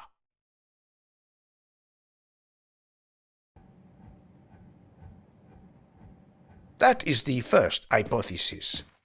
But there's a second. For that, we must examine the motive for the crime. Why was Ratchet killed? The motive is clear. Revenge, of course. Nothing was stolen, and we know that Ratchet had made many enemies. This was a premeditated crime, meticulously planned. Since the kidnapping and death of little Daisy Armstrong, which traumatized many people close to the family. Even when the police concluded that it was Suzanne Moreau, questions remained. Detective Locke continued her investigation, as did others. They became convinced the truth lay elsewhere. We now know who the real murderer of Daisy is. It is clear now that Daisy's killer was Ratchet, also known as Cassetti and Michael Clark and how many other names. But of course, many of you have known this for a long time. It is obvious that the 12 stab wounds are not a random number. Dr. Constantine's analysis revealed that some stab wounds appeared to have been caused by a right-handed attacker. Others indicated the knife wielder was left-handed. Some wounds were deep, more than one fatal. Yet others were not much more than mere scratches. What can explain these discrepancies? This leads us to an obvious conclusion. They are symbolic. 12 stabs. 12! The same number as a trial jury in the United States. But not just a jury of 12 members condemning him to death, but 12 executioners as well. This self-appointed jury had meticulously planned for everything except Snow. Snow. The avalanche that stopped us, as well as the presence of not one but 2 detectives on the train. They had to improvise, to hastily add clues and false leads. This woman in a red kimono does not exist. I don't know which of the passengers it was. It does not really matter. It was just a performance, a charade to introduce another possible culprit to muddy the waters. The time on Ratchet's broken watch was deliberately set to conceal the true time of the crime. The vial of vaping liquid incriminated Captain Arbuthnot. However, he had a solid alibi confirmed by Monsieur McQueen. Impossible then to suspect him. The conductor's jacket found in Detective Locke's suitcase was put there only to cast suspicion upon her. All these false leads were intended for me. But I am Poirot. I understood the truth. We have a train full of suspects. It's time to identify who the real culprits are. Let's start with Detective Locke.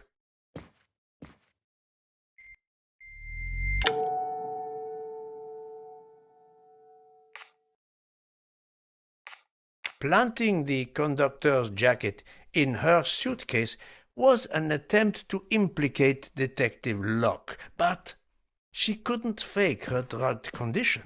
Dr. Constantine can testify that the drugged tea incapacitated her for hours, and she had 2 relapses. Let us move on to Monsieur McQueen. When I told him about Cassetti, he looked very surprised that I managed to make the connection between him and the Armstrong case. He told me, "But I thought we had—" I think he meant,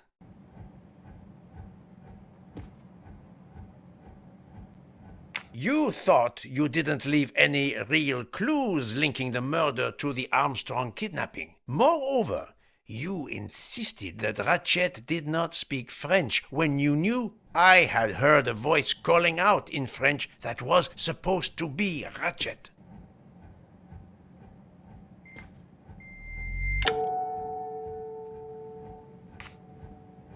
You took some pleasure in leaving me false clues, I think. It was quite annoying.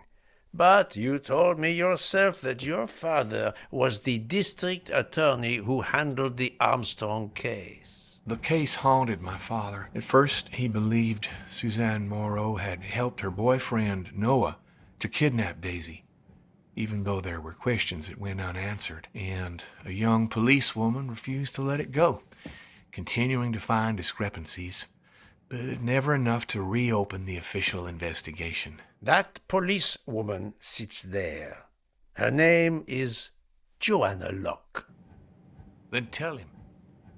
Tell him how in the end my father believed you, how he resigned a job that he loved, racked with guilt that he may have let that monster go free. He died young, broken, his faith in justice broken. That's what Ratchet did to him. Thank you for your honesty, Monsieur McQueen. Your father is one more victim of the man who called himself Ratchet.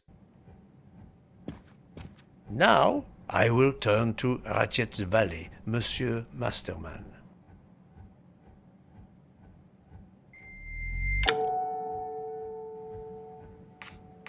Ratchet sensed danger close to him and naturally wanted to stay awake. You gave him sleeping pills without his knowledge. Once he was sound asleep, you could do what you had to do in peace. Sir, I'll tell you the truth. I was Colonel Armstrong's adjutant in the war, sir, and afterwards I was his valet in New York. I'm afraid I concealed the fact this morning. It was very wrong of me, sir, but I knew how suspicious it would look. Is that all you have to say? That's all, sir. Now, to leave no suspicious stone unturned, let us move on to Monsieur Bouc. What? Me? A suspicious stone?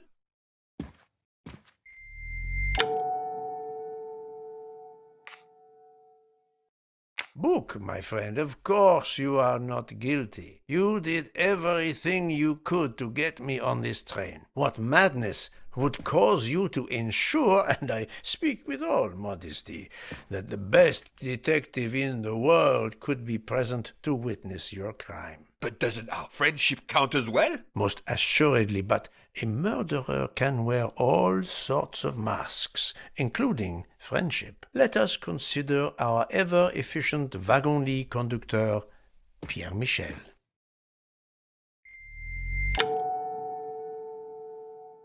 Your admission that you drugged Detective Locke immediately incriminates you, but the murder could not have been possible without your very capable assistance. Your knowledge of train procedures made the murder possible, and your position in the corridor of the train allowed you to be the perfect alibi for several passengers. And your motive? Suzanne Moreau, Daisy Armstrong's poor nanny, who was wrongly accused and committed suicide, was your daughter. C'est enfoiré. He got what he deserved. My poor daughter has finally been avenged. My Suzanne. My child. Let's move on now to Monsieur Hardman, one of 3 detectives on this train. Monsieur Hardman, I think you are a real detective, but you were never hired by Ratchet. Your alibi was that you were watching the corridor to protect Ratchet, which, of course, you never did. You protected Pierre Michel. However, we just saw that his alibi doesn't hold up, so neither does yours. I don't know about the conductor. Being Suzanne's fiancé, you had a substantial motive to punish Ratchet. You used your detective skills, just as Detective Locke did, to hunt him down and finally avenge the death of your beloved. That's right, Mr. Poirot. I do have some detective skills. I never doubted it. Now, Fraulein Schmidt, the lady's maid with the soul of a cook.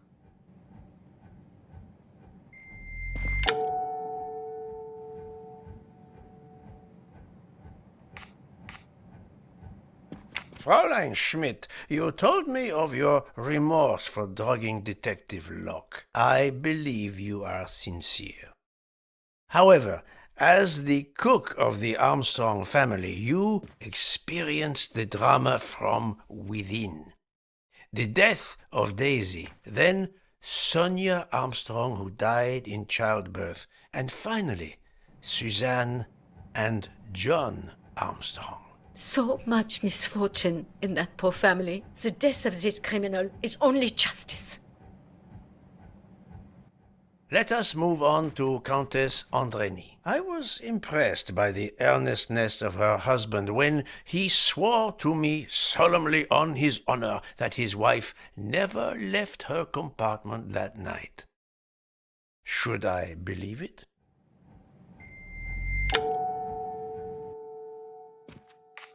Countess Andreny, being Sonia Armstrong's sister, you had every reason in the world to want to avenge her. But you were incapable of stabbing someone, even after what he had done to you and your family. The night of the crime, you simply took a sleeping pill. I appreciate the irony that nearby, Detective Locke was also in a drugged sleep. When you awoke, you thought the nightmare was over. Rudolph? Hush, my love. Hush. Excellent transition. I was coming to you, Count Andreny.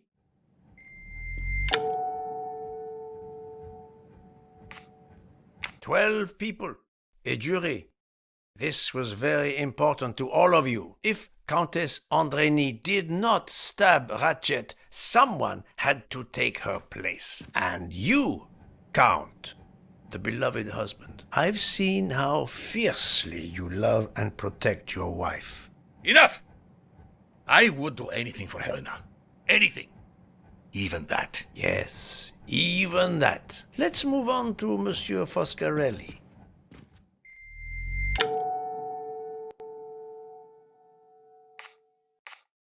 Detective Locke found out that you were the Armstrong chauffeur, and that you planned to travel on the same train at the same time as Ratchet. That is what made her decide to obtain a ticket as well. Unfortunately, she could not prevent the murder.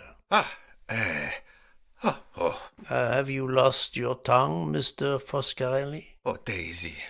She was the delight of the house. Tonio, she called me. And she would sit in the car and pretend to drive me. And you, Mademoiselle Olson, a champion for the immigrants, a worthy calling.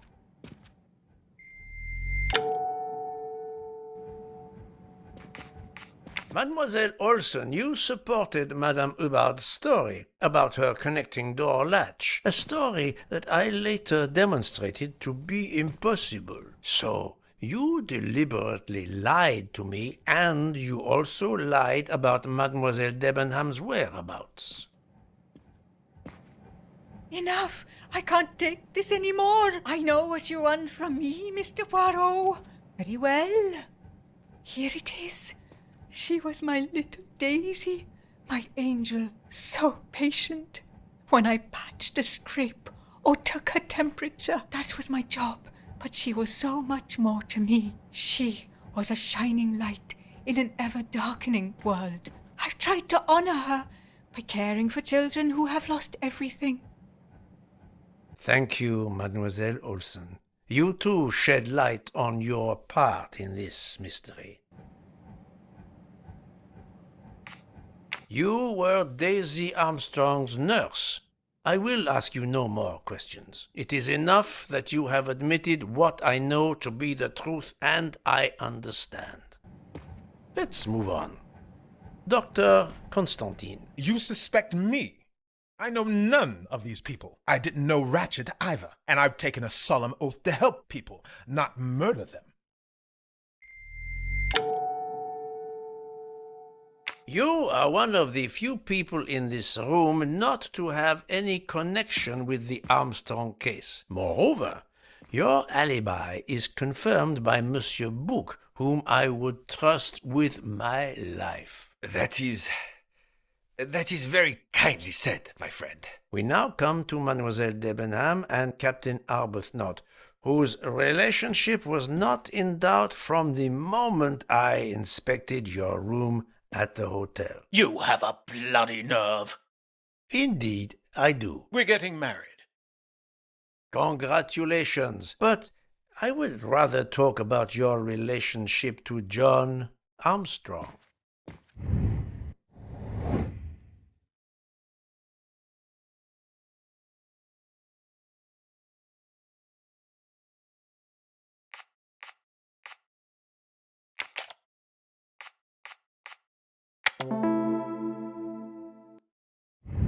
My little grey cells did not let me down. Captain Arbuthnot, you served in the army with John Armstrong. What I don't understand is why a man your age is still a captain. One might expect you to be a colonel as well. Ever fought in a war, Poirot? It was war that first brought me to England. Then you know what it's like. There's a shattering sound, and death, and mistakes, acting on intelligence that proved to be wrong. I sent a patrol to their death. Good men, brave men, wasted. John testified on my behalf at a court-martial. I'm not a colonel. I don't deserve to be, you bloody fool. But I'm also not in prison. John remained my best friend until... There, you have my story. Understand now? Archie, calm down, please. You're right, Mary. What you see in me, I don't understand. Oh, Archie, I see in you what John saw. Miss Debenham, I'm sorry. My turn, is it? I'm afraid so.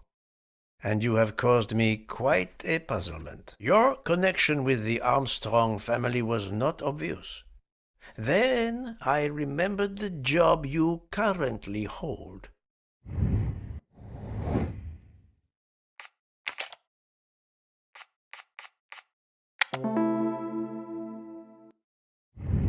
That's the right answer. You were the teacher of...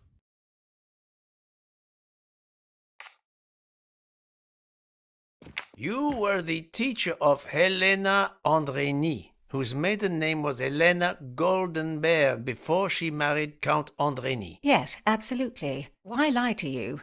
She was an excellent student. Captain Arbuthnot.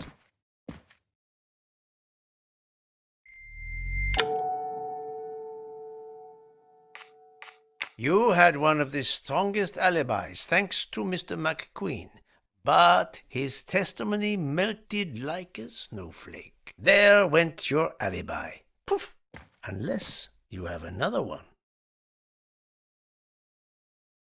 As for you, Mademoiselle Debenham,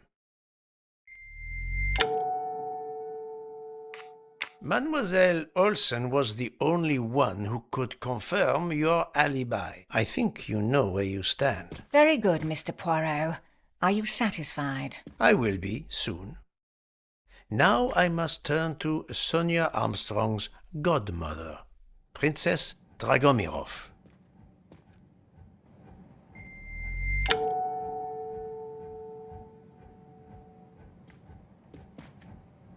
Princess Dragomirov, you weren't on my list of suspects at the start, given your social position. I left my social position in a cold country. Do you object to being addressed as princess? I deny people the opportunity. It makes a good story to tell their friends. It also guarantees a good table in the best restaurants. Princess, there is also, forgive me, your extreme physical fragility. It does not stop me when I must be strong. Indeed.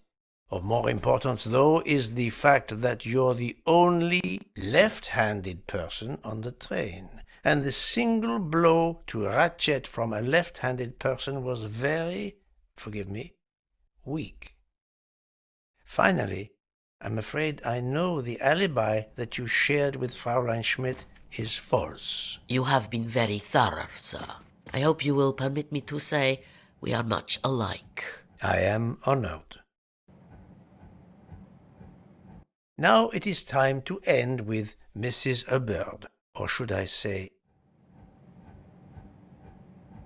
Linda Arden. If Princess Dragomirov hadn't told me about her relationship with this famous actress, I might not have made the connection. But you are a great actress, madame. Your performance as a flighty, self-involved woman was superb. I never would have guessed something entirely different. As for what ties you to the Armstrong family, it is obvious.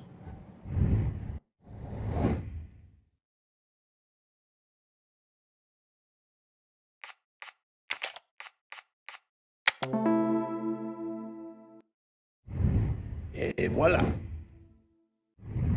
Mrs. Hubbard, you are the mother of Sonia Armstrong and Mrs. Andreni.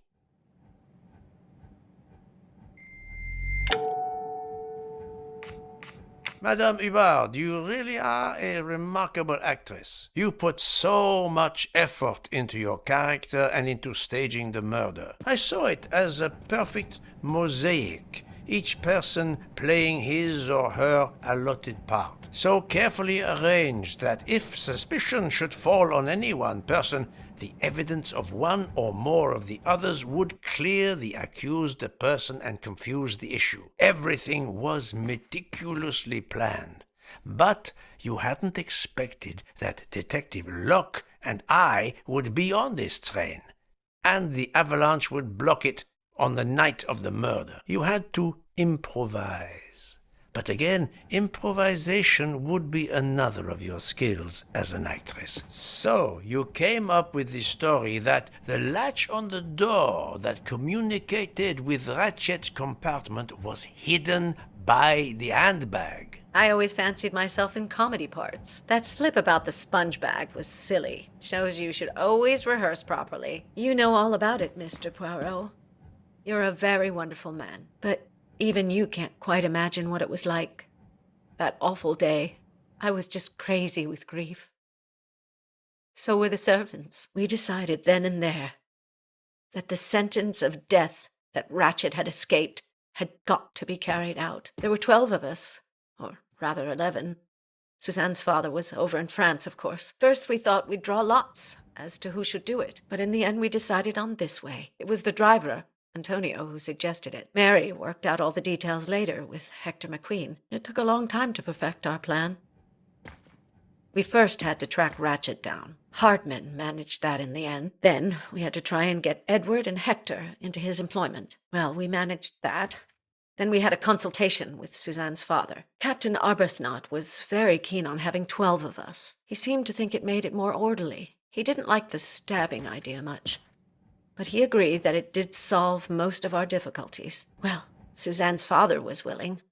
Suzanne had been his only child. We knew from Hector that Ratchet would be coming back from the east sooner or later, by the Orient Express. With Pierre Michel actually working on that train, the chance was too good to be missed. My daughter's husband had to know, of course, and he insisted on coming on the train with her. Hector wrangled it so that Ratchet selected the right day for traveling when Michel would be on duty. And then, at the last minute, you came. For the rest of the story, you worked out everything, Mr. Poirot. You were right about all of us. What are you going to do about it?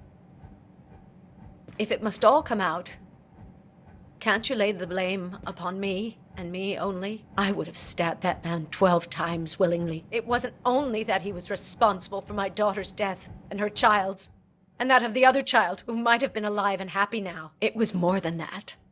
There had been other children kidnapped before Daisy, and there might be others in the future. Society had condemned him. We were only carrying out the sentence, but it's unnecessary to bring all these others into it, all these good, faithful souls. You are a director of the company, Monsieur Bouc. What do you say?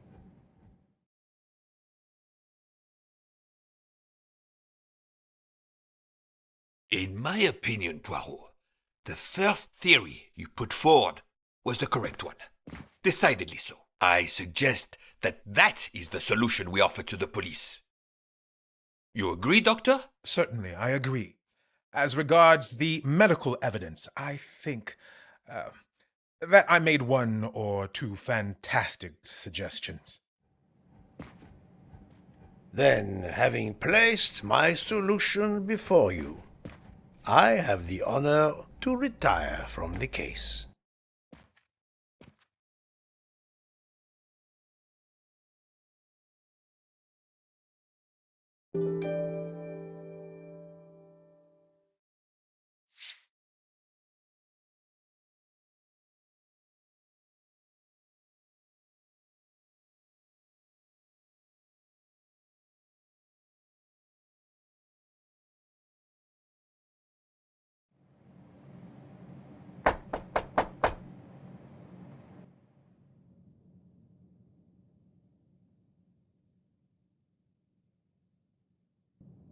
I'm sorry to wake you up in the middle of the night, Poirot, but it couldn't wait. There was a detail that bothered me in my preliminary autopsy of Ratchet's body. I went back to examine the body and I discovered a wound covered by another. The blow I hadn't seen was delivered by a thinner, sharper blade. So there were not 12, but 13 stab wounds. 12 stabs for 12 jurors. It doesn't work with 13 wounds. The symmetry is destroyed. It can't be one of the culprits who stabbed him twice? Doctor, a different knife was used. There is only one explanation. Somehow, some way, there is a 13th murderer on this train. We must tell Bouc. The case is not solved.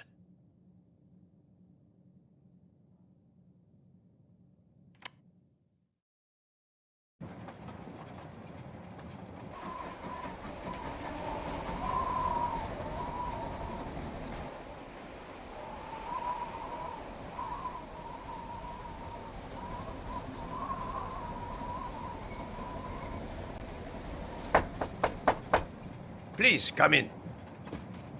Ah, Bouc, I see we are moving at last. Yes. The way was finally cleared while we slept. If all goes well, we will arrive in Venice this evening. The train will be there for several hours for refueling and reprovisioning. What do we do with the 13th murderer? Do you have a lead? I thought about it.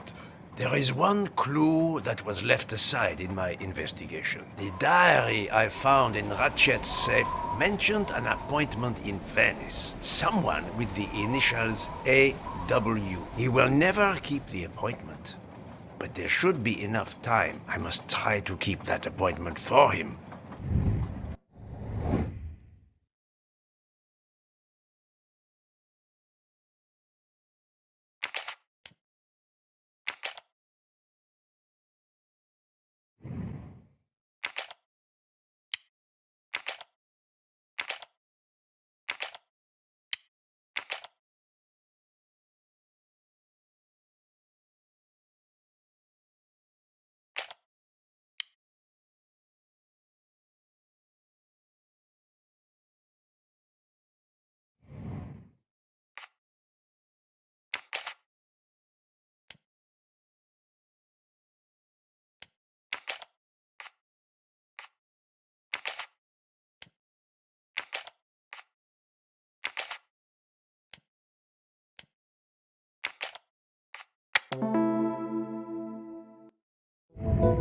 That was easy.